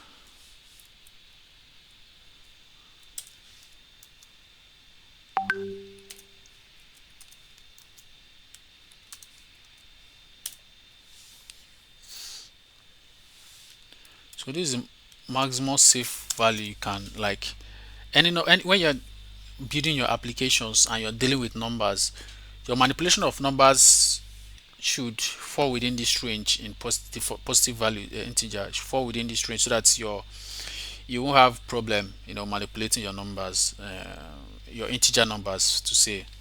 All right, but if they grow bigger, then you have to use big int. All right, if you suspect that your values are going to grow bigger, use big int. Okay, so let's go to the next. Let's go to the big int now. So big int is represented this way. It's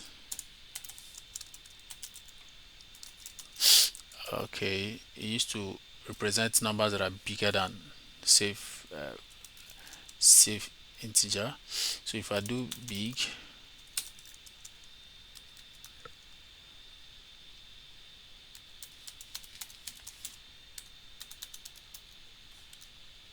oh sorry. So when in JavaScript, when you declaring a value as big int, you give it this. You put n at the end. This, see the n I added here. You put n at the end. Then JavaScript will know that it's a big int number. Any number you put, it may not be, it must not be even one. If you make it, you can add one. You can make a one big int, so it knows how to represent your value. Then if I do something like this, guys, if you have any question, you can ask.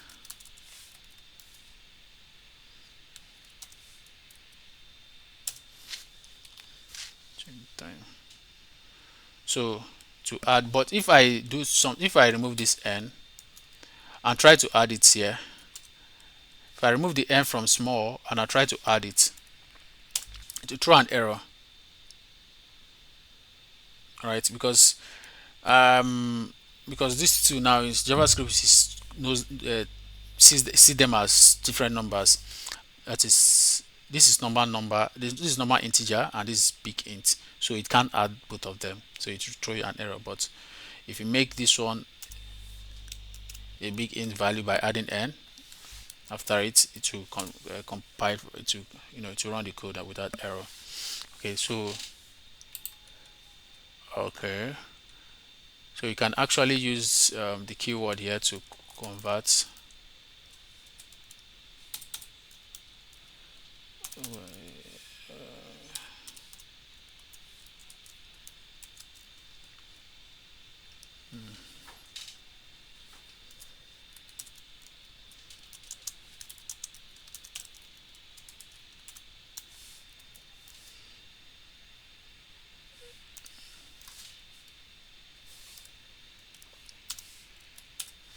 This will actually work. So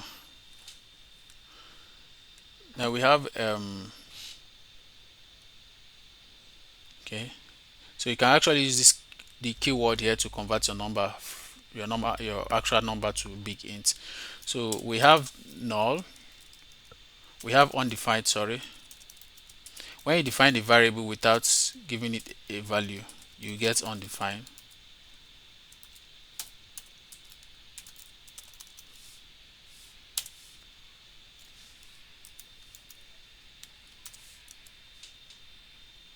Here, what will username give us?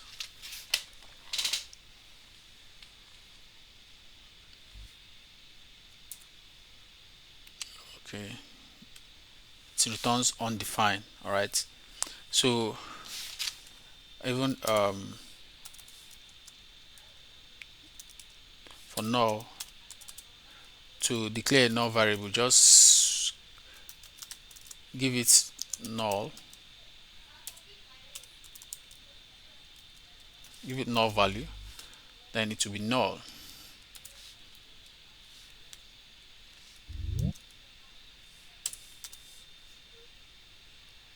Hello guys, hope we are following. Oh,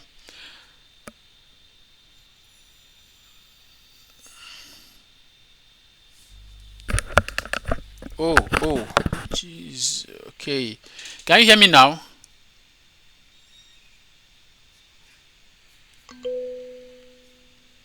Oh, sorry about that. Sorry about that. Okay, hope I didn't lose you guys for long. Okay, primitive data type. There are seven of them. Seven of them. The first one is string. We have string, number, big int. Okay, then we have a undefined. We have null.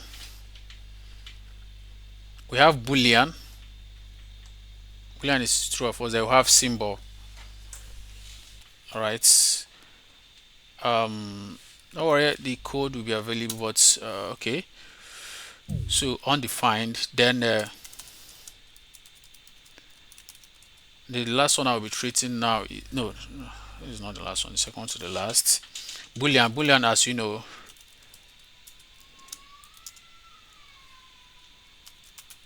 is either true or false.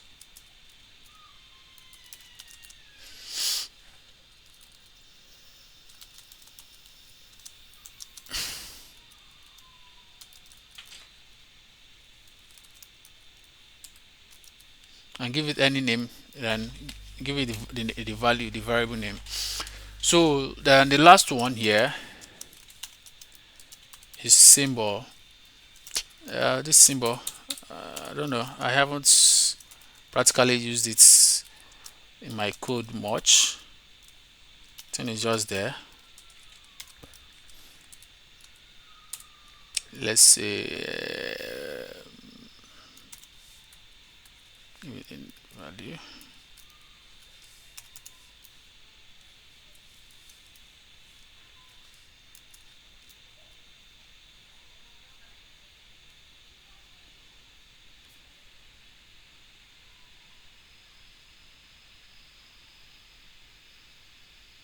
Okay, good. Okay, so if I do ID1, I want to check the two of them. Supposed to do ID2.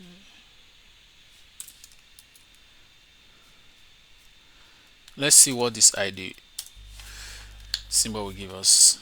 They are false. They are false even while I declare them with the same name, with the same value. So they are still false because I use strict comparison. So basically, guys, that's data types for us. That's the primitive data type. So let's quickly jump into the non-primitive. Now, the non-primitive is object, function, array, function, and the rest. So we're going to start with non-primitive.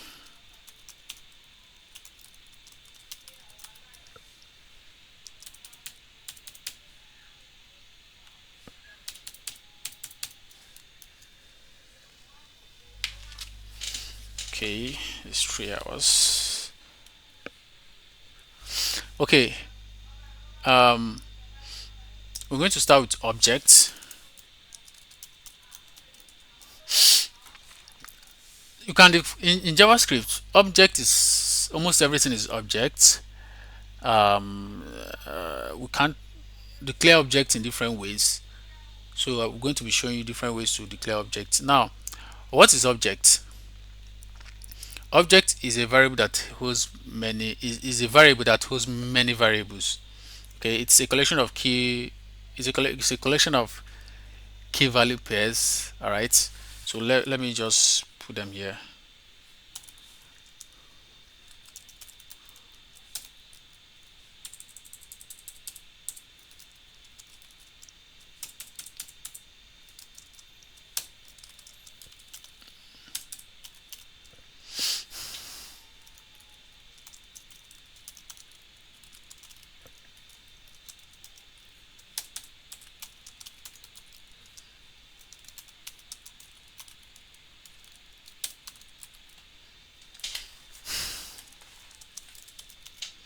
They are a collection.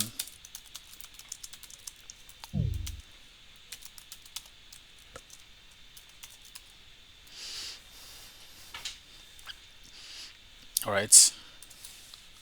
Hope you guys can hear me, can see me. Okay. Hope you guys can see me. You can hear me, right? Please drop message if you can hear me. You can see me also. This network, I haven't lost network.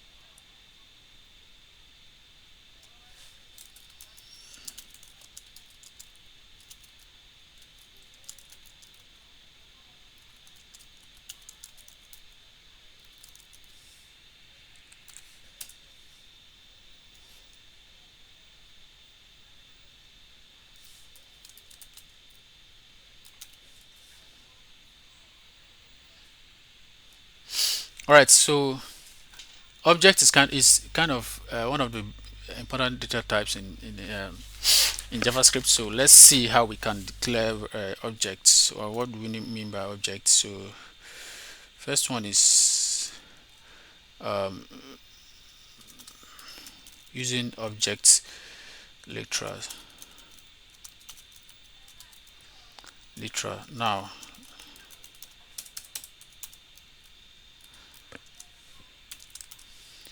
this is how you declare an object in JavaScript. You use curly brackets. All right, then you give it prop key value pair.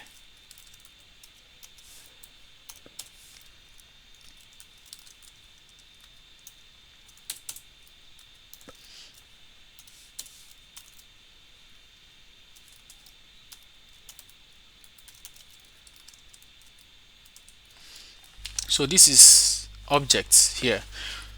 All right, so basically I've declared an object that has key value pairs, and the key value pairs are these properties. You can give it any name, you can give it any value. Here the value here is a string, then this next one is number, while this one is boolean. All right, you can still have another string, you can still have another object also. All right, you can nest object inside an object. All right, you can even put a function. All right, put any function here, you can give it a name, give it function name. So we're going to discuss function coming in this very soon. So this is how you declare your objects, and you can now, when you declare the objects, you can access any part of the object, any value of the object. Here I can access the age. All right, if I run console log, you see the age will appear 5. Just give me this false. Okay, let me comment out this. So if I run it again, I got 25. So this is just a way to access your object. So the next, how another way to um, declare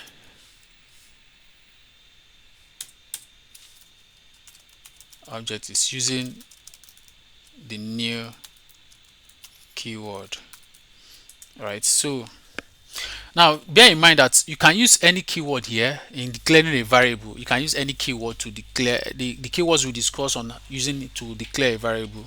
You can use any of them to declare your any of variables that you're working with. All right, you can use let, you can use const, you can use var. Var is old legacy code. Most recent codes on JavaScript don't use var, they use let or const. All right, so I just say you guys should know, you can use like here. Now I want to use const to declare, to give another example of object. So in this case now, let and const are the same. They are operational, like they are logically the same. The only difference is that let, you can update let variable later in your code, like down your code, but const you can't update const. Again, const is constant, you can't change it. Anything that is constant, you can't change it. All right, so this is another way of declaring, creating an object. Okay, using the new keyword. This is new keyword. This new is a keyword on JavaScript. You can't use it to define your own variable. You can't use it to, like, you can do something like this. You can't use new.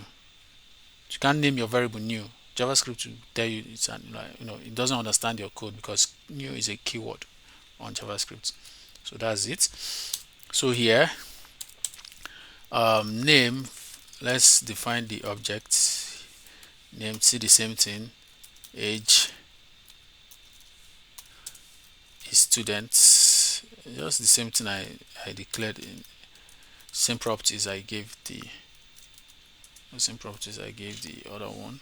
So here now we can still access the object this way. It's already defined. So basically, down the line we'll see how to how we can various ways we can access objects. All right, so just know this how to access the object property. So just put the name of the variable dot, then you put dot, then any other the name of the properties you put inside you will to access them.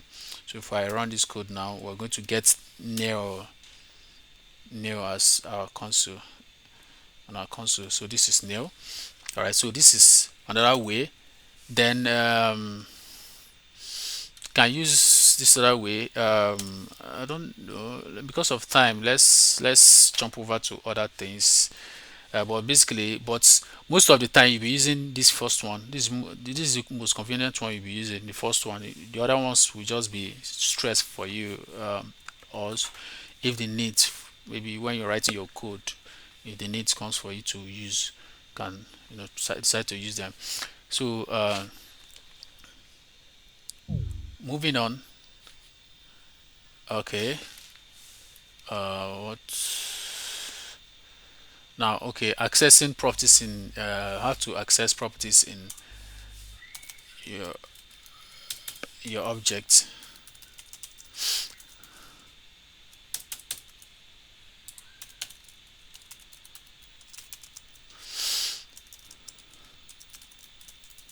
All right, so let's say all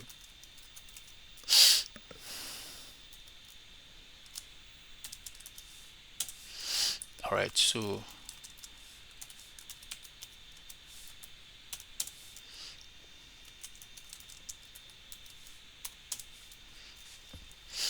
now please pay attention to this. Is you're going to be this thing I want to do now is going to be important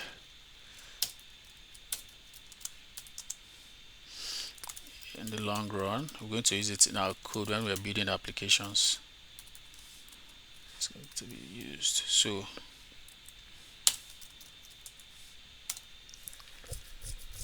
now, did you guys notice here?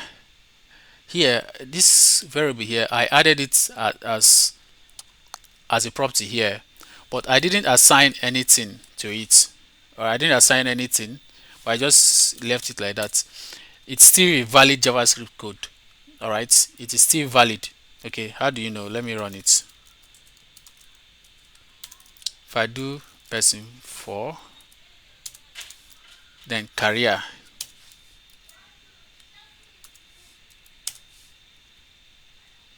you see it's console logs software engineer. All right, it's valid.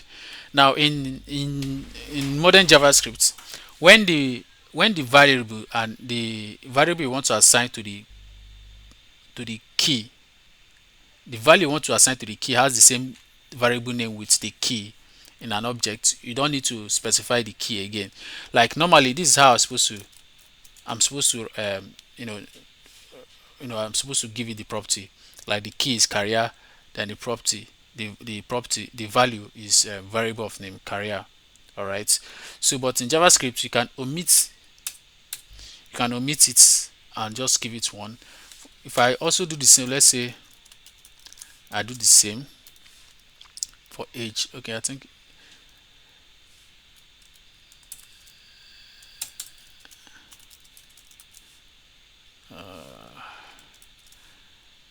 age is defined already. It's defined up there. Defined age. Okay, age is already defined here. So okay, let me just use.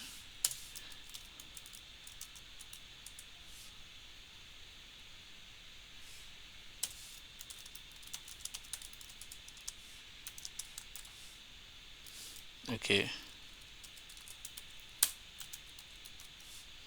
now see the same thing here. This one now is still the same thing.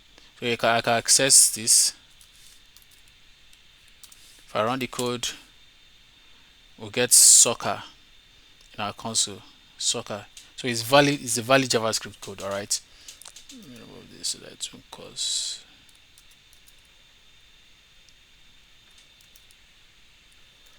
All right. So now Now I can still access another way to do this. Guys, pay attention to these methods because it's something. This one is called dot notation.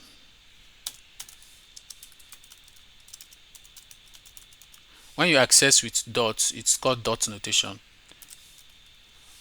But when you access variables this way now, it's called bracket notation. Now pay attention, this is valid. Alright, I'm going to run this code and we're going to get 25, which is the value of age in the, now this is 25. Alright, so accessing it this way.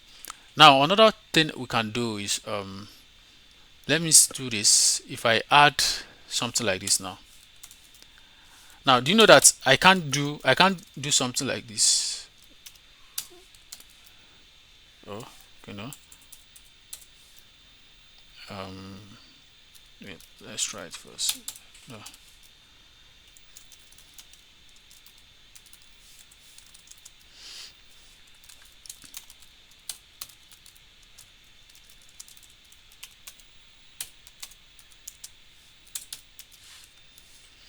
So you see that this is valid.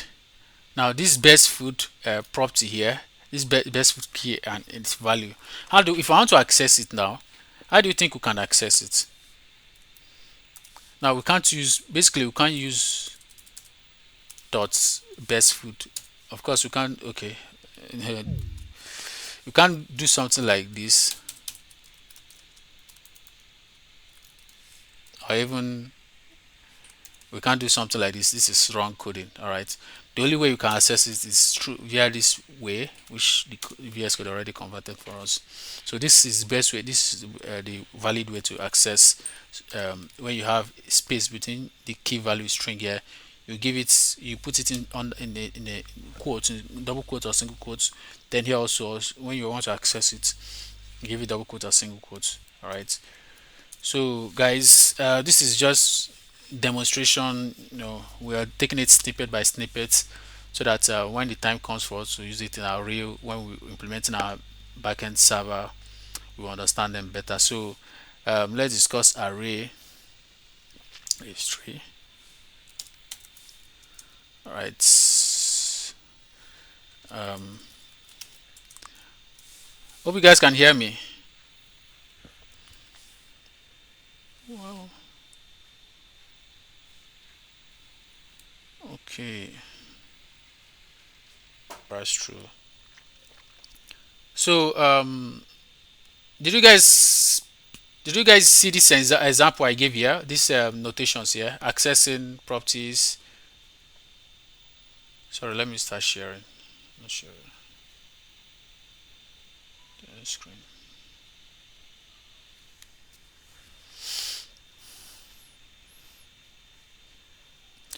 You can see my screen, right?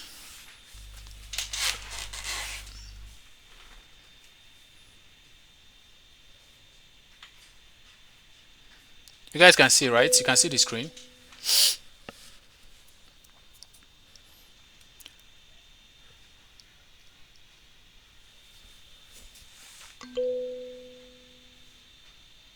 All right, thank you.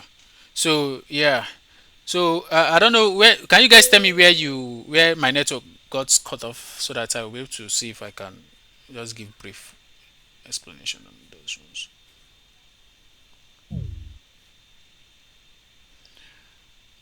Or About maybe the dot notation. okay, okay, dot notation. All right. So dot notation is understandable. You just need to the you put out the name of the variable, then you dot the name of the property that you want to access. You get it. Then we have the bracket notation.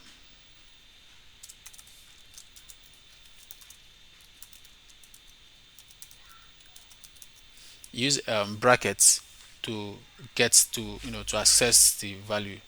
All right, any value you can access with dot notation, you can actually access it um, with bracket notation. Okay, just like here, I can also access career here. Here I did dot career. Here I can also put it in brackets and access it. So likewise here, for key values that have space within them, you can actually use bracket notation to access them. So I think that's very straightforward if you understand very well. Then we'll go to array. Let's briefly discuss array and what they are. Basically, arrays are easy to define. If I want to define colors, for example, use brackets, square brackets per se, then give them the kind of values I want to put into them. Now, in some other languages like Java or C++, you can't you can't when you define your array, the values that your arrays must have will be the same type. But here you can, in JavaScript does not hold you accountable. You can put anything here. Let's say personnel. You can put John string here. Sorry. You can put number here. You can even put another array inside of it. JavaScript does not complain.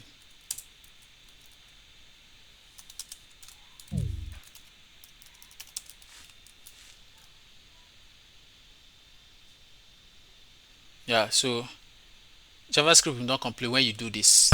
Okay, when you do this, JavaScript will not complain to run your code for you. If I console log this personal,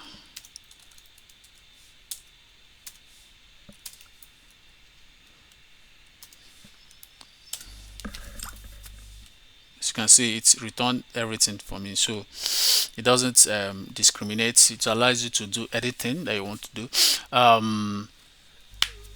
Another way you can define variable is also you can define array.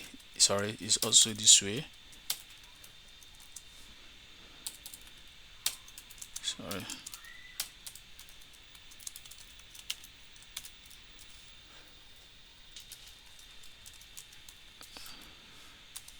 Using the keyword, all right, using the new keyword.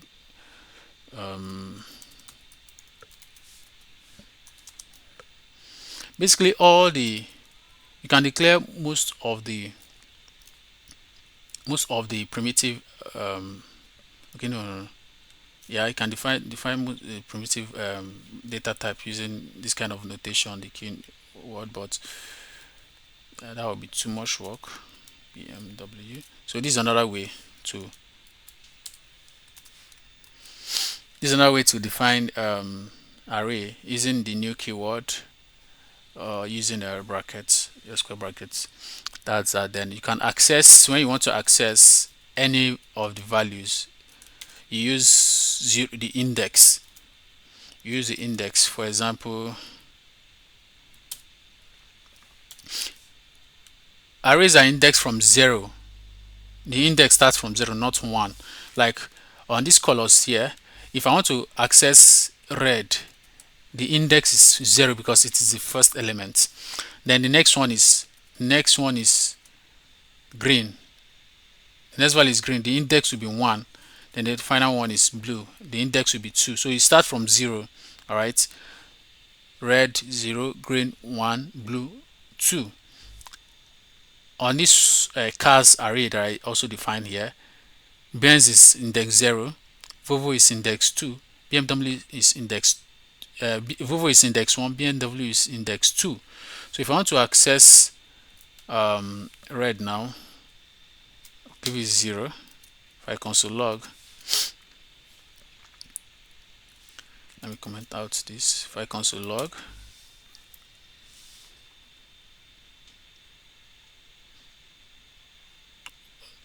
personnel, yeah. So let me take it up here. If I console log personnel is in the 0, I get John. Okay. If I console log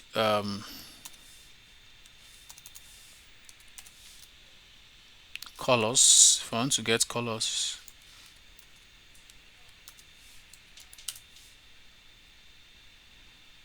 red. Okay, even for cars too.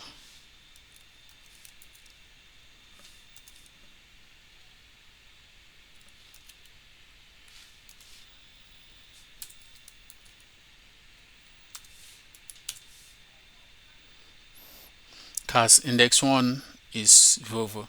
All right, so that is it. Let's discuss functions. All right, so I have a lot to do on this. Let's discuss function. Like we've been seeing functions. So function is also a data type. How do you define function? Use the keyword function. You give it a name. You open your brackets, not the curly bracket, just normal brackets. Then you give it curly bracket. This is how you define function in JavaScript. Actually, you can also define a function this way.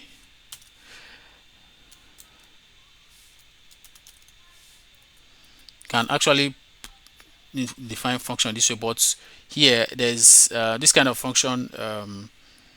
There's a way it's called an anonymous function, but we can't use it here now. Let's just use this one. I will show you how to use it. So functions can take arguments, can define them with parameters, give them parameters, then it can return values. Okay.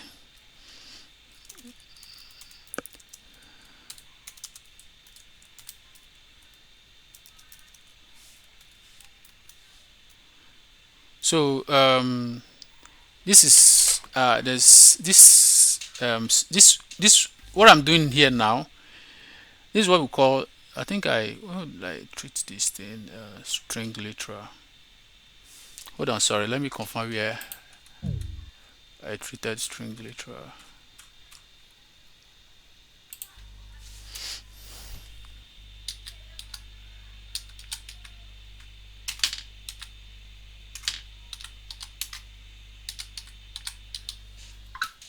Okay. So can you see my screen?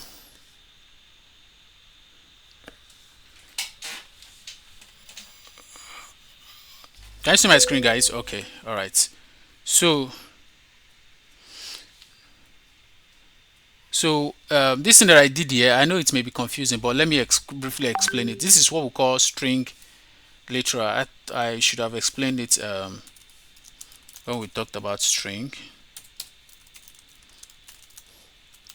So we define it with,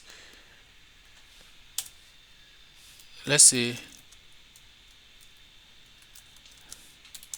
so I'm deviating from explaining function. Instead of using curly brackets, instead of using the quotation marks, single quotes or double quotes, you use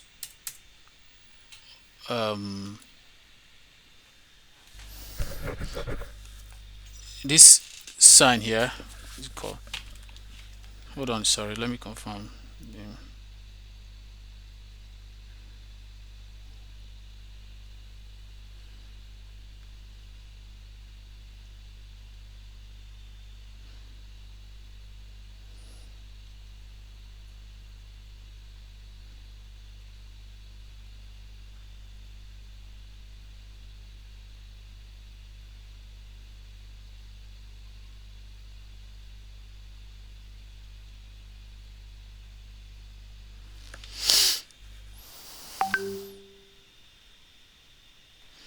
Okay, we use a backtick, sorry.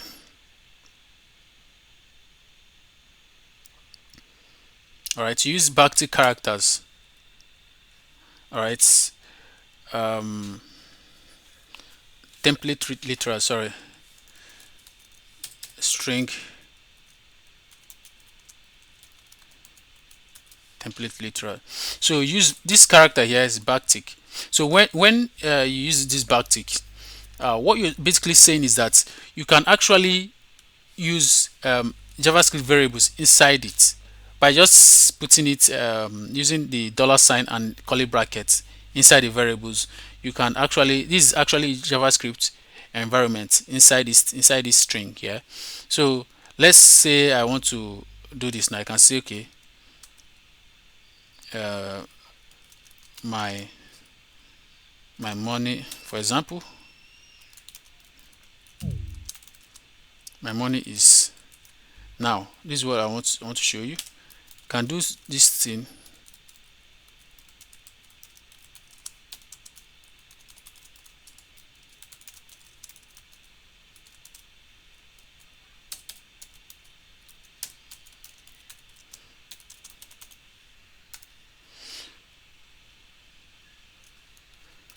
So I can actually do computation here, do computation here.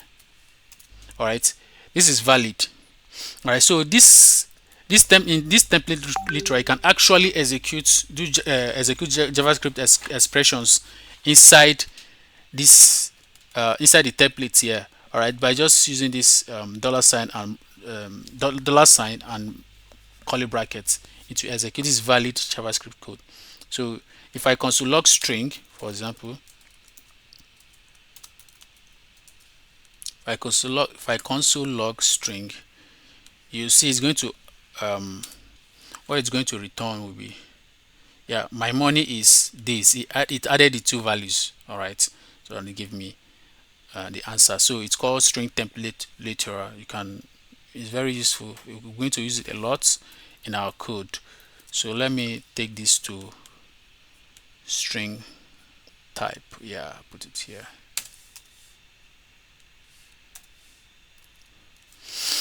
Okay, so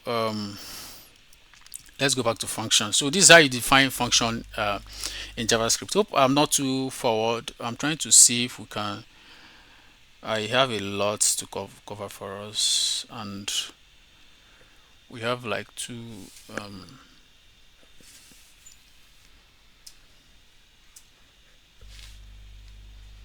we have like some other topics to go. We have like scope, many topics more. All right, so this is how you define functions in JavaScript, and when you define it, you call it. So when you define the function, you must call it. You give it a value and you call. So here now, this function is going to return. If I give it, if I put something like this, if I put it inside a variable and I console log the variable, let's see what it's going to give me. It gives me hello Chris. So this is how I define function in JavaScript. Now there's what we call arrow function.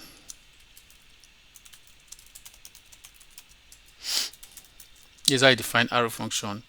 You can just give it a name, any name. Arrow function is just like lambda. Lambda in Python? All right. Arrow function is just like lambda in Python. Basically, just like this. You brackets arrow. Should I call it arrow? Equal greater than sign and curly brackets. Then this is your function.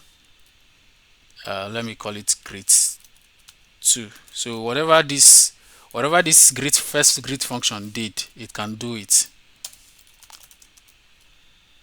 All right. If I do the same thing, can do it. So if I also call it,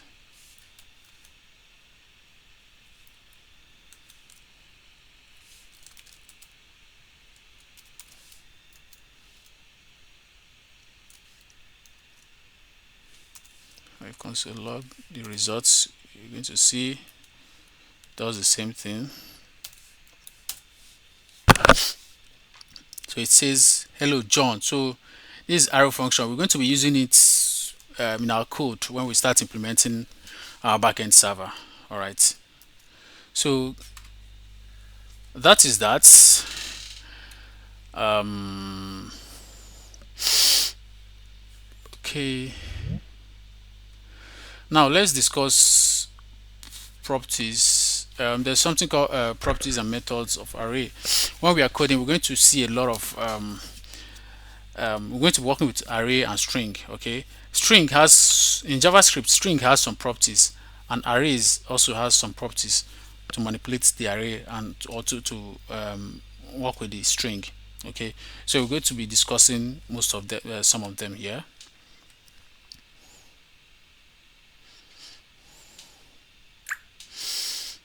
Okay, so I hope you guys can still see me. All right. So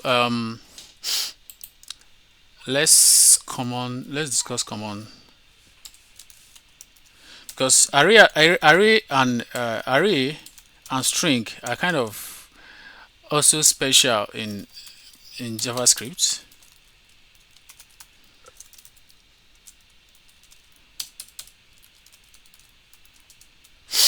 Okay, common methods in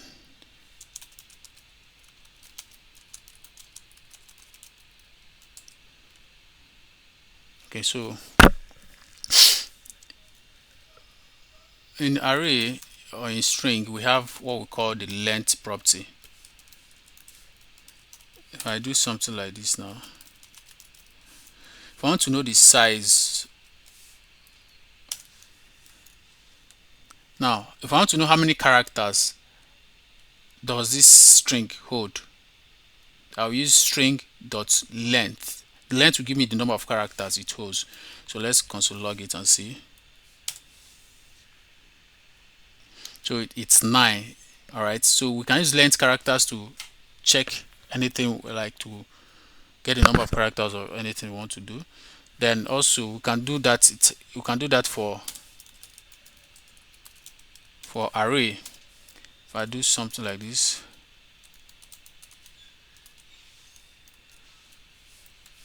dot length, they have the same thing, the same property. Array and string, it gave me 7. All right, so you can use dot length on array and you can use dot length on string, so they are common property. All right, they have they also have a lot of common methods. Okay, so let's discuss this one. Is common.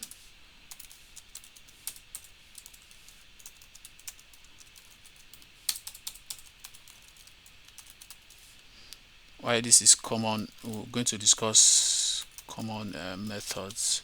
Methods are functions in an object. When you hear of methods, they are functions inside an object. So let's discuss with index of. There's one called index of. Okay, string has it, and also arrays have it. If I do banana dot index of, you can see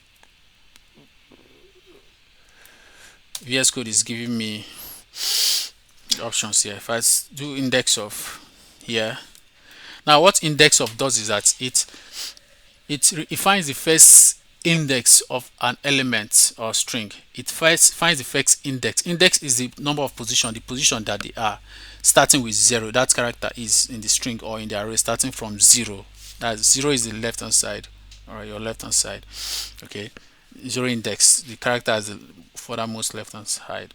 So here now I'm looking for the index of character A. All right, now if you look at the word banana, we have a lot of A here, we have a lot of A here, we have like 3 A characters. Okay, so which one is going to return? Now it's going to start from the leftmost, which is going to start from B.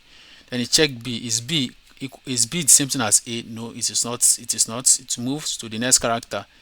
It moves to A. Is A the same thing as A? Yes, it has found A. Then it will return it. The first one is going to what is going to return the first character. So it will return. It will not return A. It will return the index, which is 1.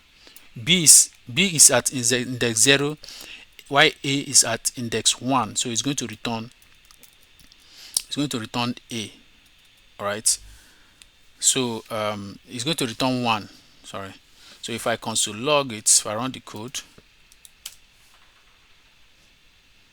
sorry, let me comment out this. So if I console log it, it's 1. All right, it gives me 1. And same thing here um,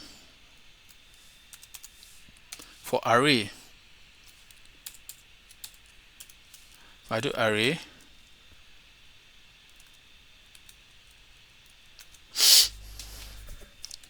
and I'm looking for, I'm not looking for 2, I'm looking for 1 here. So what index do you think it will give? It's going to give us still 1. It's going to return 1. Yeah, it returned 1 because first two that occurred is at index 1. All right. So what if the item is not in the element is not in the array or in the string? What is it going to return? Is it going to throw an error or what? Or return 0? It can return 0 because 0 is a valid position. 0 is the first element, all right, in the array or in the string. So what do you think is going to return? Let's run and see. It returned index -1. It returned -1 because if you look at this, -1 is not a valid position. There's no -1. We only start from 0 and moved upward in our indexing. So -1 is, it tells you that negative, you did not see the character in the array or in the string. So when you're writing your code, if you want to check an element, if an element exists in an array or string, and use index of to find the index, if it returns -1, it knows that, yeah, it does. That element is not in that array or in the string. Then you execute your logic for that condition. All right. Okay, guys, can you still see me? We're almost at our time. All right, let me see. Still at data types. Okay. Good.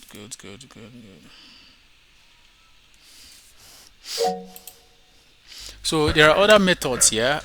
Includes. Okay, let's try include. What is include? Is also include is still checking. If I do something like this,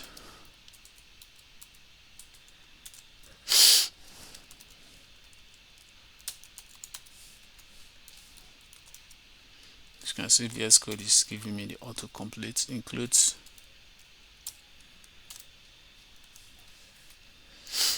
Now includes will tell you is this, if the element or the substring, actually I can put it 2 characters here. I can search for 2 characters or 1 character.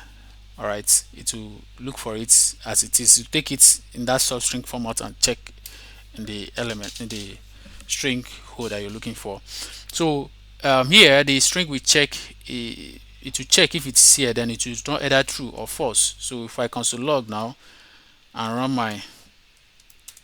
run the query, it returns true. It returns true because ELL is in hello. But if I do something like ELLE, what do you think it will return? Of course, it's going to return false. Let's execute our code.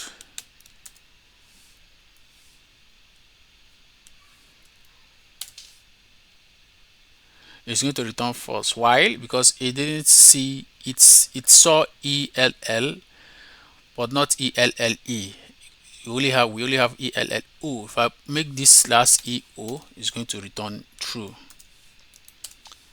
It's going to return true. This is it. So guys, that's for includes. Also, it's It also it also works for string for array. Sorry. So if I check for, is it there? Let me comment out this.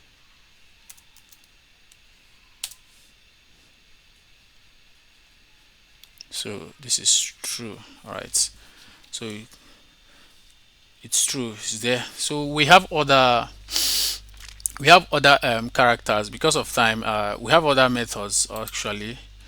Then because of time, I think I'll just look at these ones for arrays. Let me treat these ones for array. All right. To add elements into an array, we have push and we have on shift. Sorry guys. Okay.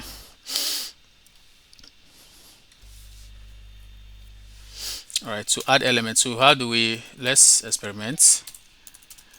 Okay. If I do something like fruit of array of fruits, do apple.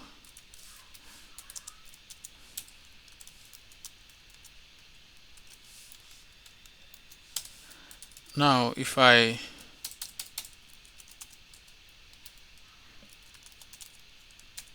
do push, I want to push. Now fruit dot push, we add orange to the beginning of fruit. All right. We're going to add orange to the beginning of fruit. That's what push does. Okay.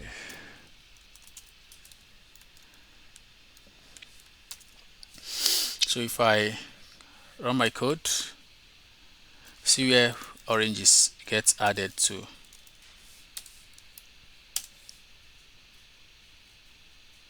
So this is it added. Sorry, it adds it to the end. Sorry, I said beginning. I was mistaking it for on shift. So it adds it to the end of the array. All right, it adds it to the end of the array. While if I do fruit dot on shift, it adds it to the beginning instead of the, yeah, it adds it to the beginning instead of the end. So we're going to see the difference here now. As you can see, orange is added to the end, white cherry is added to the beginning of the array. Now you may be wondering, see, I defined fruit array as const here, but I'm able to add element to it. Is it not? Am I not actually changing the array because I already defined it as const here? Am I not changing the array? Can you give me a brief explanation why that is possible? Why I'm able to add element to the array even after defining it as a constant? Can you, any of you guys give me any hint on that?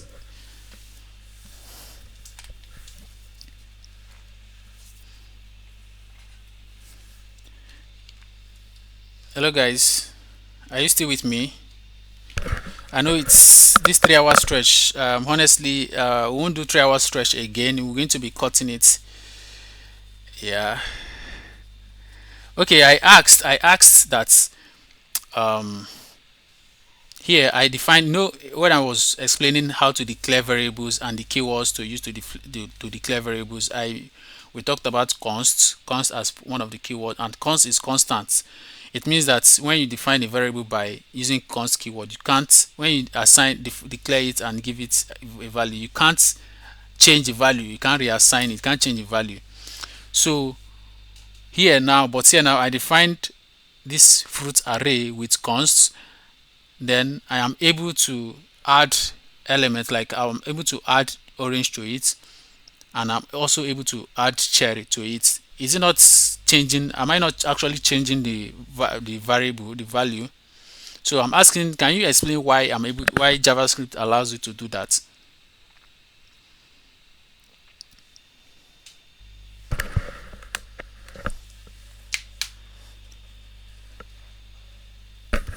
You can unmute, and if you want to speak, you can unmute, and I would like to hear your explanation, even if it doesn't rhyme. It's just for me to know how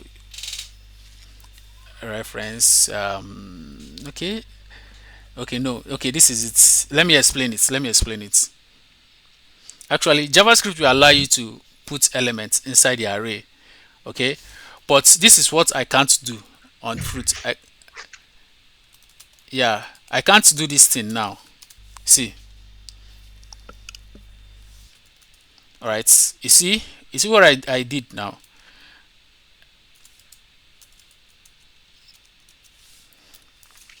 Now here, this const here, this fruit was defined with const, and it's an array value. I know array, but the array I started adding value. JavaScript will do that. You can add values to your array, but what JavaScript will not allow you to do is that you want to change the value itself, like the array entity itself that fruit is is referencing, is having. All right, I want to remove everything and put the string John into it. All right, I'm changing the whole value now. It's not that I'm adding anything to the array that fruit is pointing to. I'm changing the whole value. I'm override just like I'm overriding what fruit holds. So JavaScript will not allow me to do this. Okay, let me run the code so that you understand. As you can see, it throws an error. You see, and it's pointing to that place, this place here. It's pointing to here. This place. This line 124, which is this 124. So it will throw an error for that. So basically, it's just like you can add elements to your array, but you can't override the value of that variable. Okay. So I think that is about that for shift. Then to let's discuss.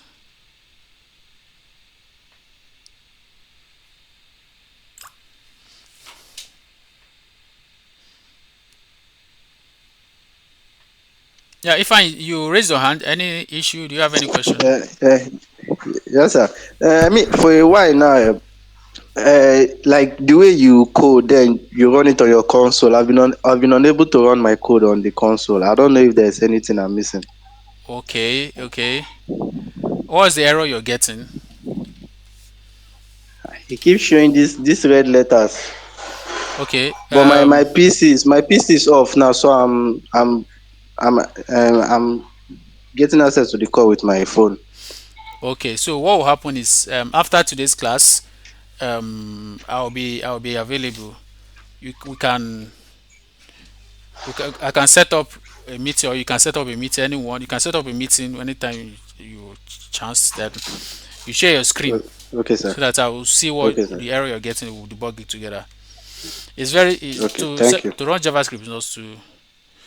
Have you installed Node.js? That's a good question. Yes, I have. I have. And you checked what's the version? You did a Node hyphen V. Like you checked the version. I didn't, but I just downloaded the updated one. I didn't check the version though. Like you didn't. Okay, okay. That's the problem. That's the problem. You don't have. It's not actually running. Probably you've not added it to your environmental variable, so that's why you're not getting it. Okay, but don't worry. Okay, okay, I will upload today's class. You can run it during the week. You can go through the class, then practice as some coding. At the same time, the code okay, I'm sir. executing here, I'm going to upload it to GitHub. Then I'll share it with Okay, you guys if you have access. To have access. All okay, right. sir. So now let's do pop and shift. Sorry guys, this is the charges system. All right, pop and shift, they remove elements from your array. All right, so depending on the position. So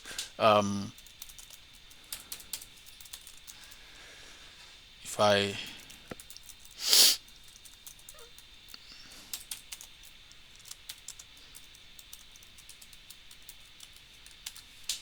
I do pop, let me select here because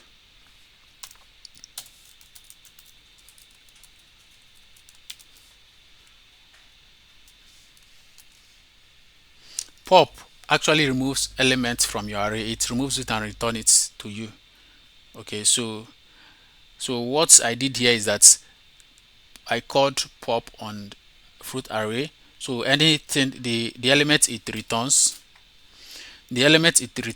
I added it, I stored it in this variable, removed fruit variable. Then I console log it. I want to see the element it's removed. So that's why I want to console log in it. So let's see pop. Now pop removes from, push acts from the end. If push acts from the, the right hand, the right hand most, or how will I call it, yeah, the right hand most part of the array, the end of the array, let's say use the end of the array. If push adds to it, that means that pop will remove from that position. Then if on shift adds from the beginning of the array, then shift removes from it. Okay, so that's what they are. Push pop is opposite of push, while shift is opposite of unshift. All right, push adds to the array, while pop removes from the array. Unshift adds to the array, while shift removes from the array. Okay, so let's try pop and see what pop gives us. Um, yeah, first let's log the fruit and see what it looks like before popping it. Okay, so all right, so this is fruit. This is fruit array. So I popped an element from it. So what element did I pop? It's orange. Okay, popped orange.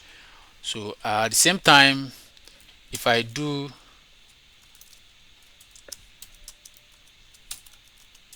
dots on shift, sorry,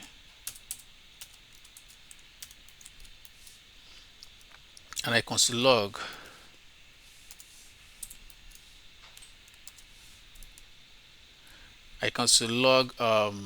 the on shift one, you're going to see, I'm going to show everything.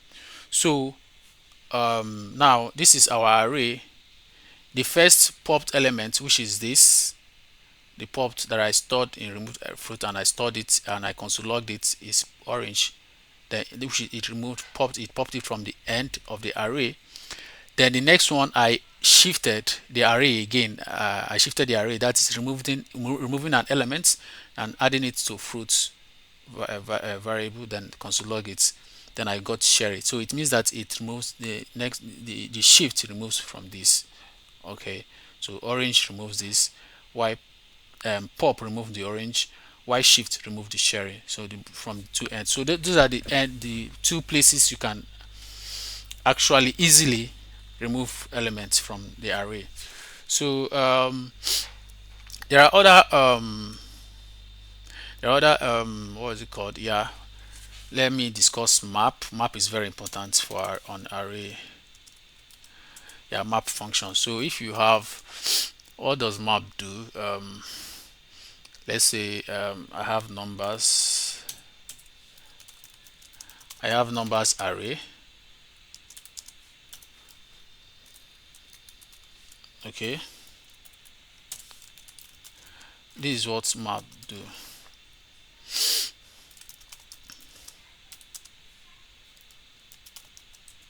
Map is very, like, you can't miss it when you're, so map is a function, is a method on the array, that when you call it, you give it a function. Like, you give it a function that will do something, and whatever you do on that whatever you do on that function, you're basically trying to, like, it will loop through each of the elements in the array. Then as it is looping through, it's executing the function that you gave it. All right, then at the end it returns an array to you. Like, you can return an array, so it can either be empty array, or it can either be empty array or valued array. So let me demonstrate, for example. So Now this is the map. I have not given it any function. Let me create the function I want to give it.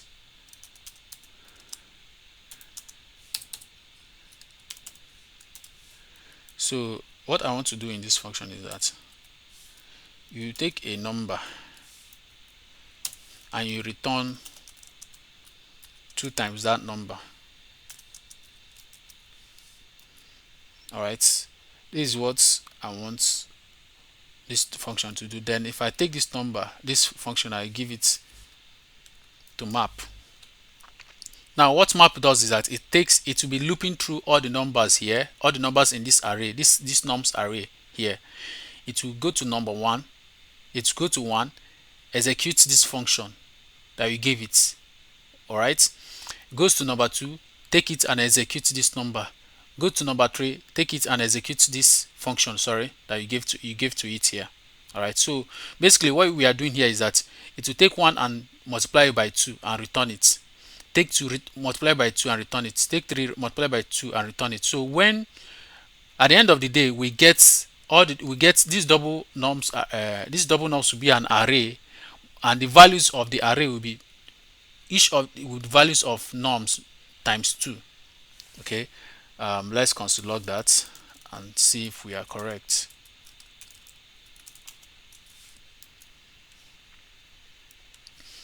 Let me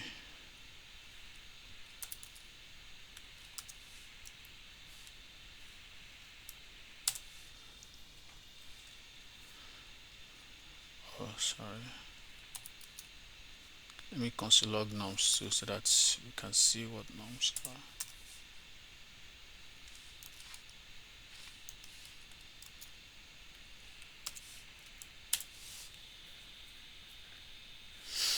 Yeah, so I console log nums, which is 1 2 3. That's the array of 1 2 3. Then double nums is 2 4 6. So it's basically what it does. So now let's see what double nums will be if we don't return anything from it. Here now we are returning a value. We are returning 2 of n. So if I comment out the return statement and run it, let's see what it will going to give us. As you can see now, nums is the same. This is nums here. This is what we console log. But double nums is undefined, undefined, undefined. It means that when we took, basically map will return an array. It must return an array. So but what is inside that array that it is returning is determined by the function you give you are giving it. All right, so here we are not returning anything. Now in a function, anytime you return, you are trying to, in a function you don't return anything. Actually you are returning, JavaScript will add something like this for you. It will add return statement, but it will not return anything. So anything, not returning anything like we discussed is undefined. When you define a variable and you don't give it a name, it will be undefined. That's why we are having undefined here. So this small here, this small function here is not returning anything to our map here, our map function. So map just populates undefined in our array and give it out. You understand? So now let's say let's return 10. No matter the element, we are returning 10. Let's see what double nums will be. Double nums is going to be 10 10 10. All right, and don't forget we have 3 elements in the nums here. So double nums is going to be 3 elements. It's not going to add anything. All right, so map, when you call map on an array, the resulting array is going to be the same number of the same number of elements in the original array, in the array you called it on. It's not going to add or remove anything. Okay, so that is for that. So it's going to return 10 because more is telling it is just returning 10. It doesn't do anything with the elements. Okay, so let me show you now that this number n is actually all this 1 2 3 that it is executing on nums here. If I console log it,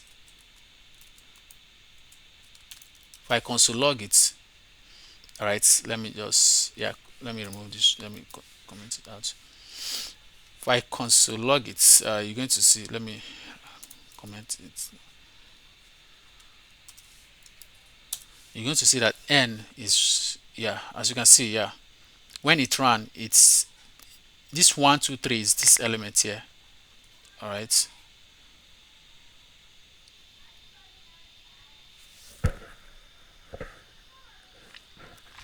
All right, you get the slides. You get the slides when I'm done. You get them either this evening or tomorrow. I'm trying to compile everything and so that you can easily access any of the resources I'm using. That's what I'm trying to do. I don't want to start to be giving it sharply. I just want to compile everything somewhere so that when you go there, you can see anything you want concerning this course.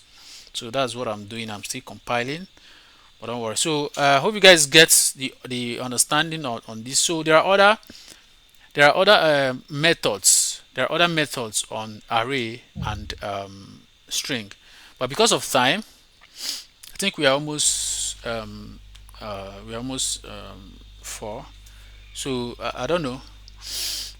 Okay, let's see. There are other methods that we need to discuss, and we just discussed 3 topics. We have like how many topics to go?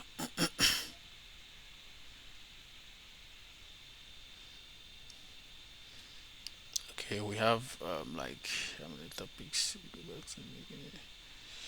All right, we just did this. We have scopes, the structuring, control flow, classes. So all right, so actually we dealt with a lot.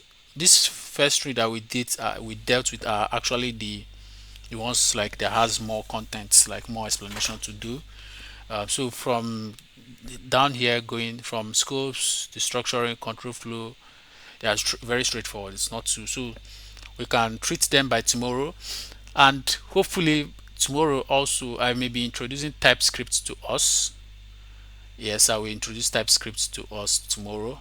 So we'll now deal with TypeScript, and then from TypeScript, our project for this course is actually going to be in TypeScript. I don't code JavaScript, like I don't code main JavaScript. TypeScript is JavaScript. TypeScript is JavaScript, but they added typings to it, so it's just like a safer JavaScript. So is all the logic in JavaScript is what you implement in TypeScript. All these things we am writing can take that to to TypeScript and execute. In fact, the servers don't run JavaScript. When you want to deploy your TypeScript, I mean, servers don't run TypeScript. When you want to deploy your TypeScript, you have to convert it back to JavaScript. It's JavaScript that you deploy and you run. It's not TypeScript. So TypeScript is just for development. So after developing, doing everything, then you now convert back to JavaScript and you deploy or do anything you want to do. So I don't know, guys. Are you guys? Should I continue? Should I continue, please? If you want me to continue, please give thumbs up or just put in the comment box. Continue. Let me know. If you are tired, no problem. We can continue tomorrow. Or I will just make everything brief tomorrow so that we'll be able to cover up most of the topics here. So please, okay, tomorrow, because I know it's 3 hours. I know I can feel you guys. I can feel you guys must be exhausted. So, but from next week or even from tomorrow, we're going to take break. We're going to take break like 45 minutes. Take break, come back. 45 minutes, take break, come back. So that this 3 hour stretch will not overwhelm us. All right, guys. Tomorrow then. Tomorrow. Please execute. Try and practice whatever you can just do. Play around it. When I upload the code, you're going to see all this example worked on, well tabulated for you, that you can also practice. All right, so tomorrow then, thank you very much, guys, for coming around. I will stop the recording, and now I'll start recording now and do everything. Then I'll be sharing the video. And everything. Then I'll communicate any information again to you guys in the group. All right, thank you guys for coming. I really appreciate you guys for coming around. Thank you. God bless. Don't worry. When we start our projects, you're going to it's going to be very interactive and so on. Okay, guys. Thank you.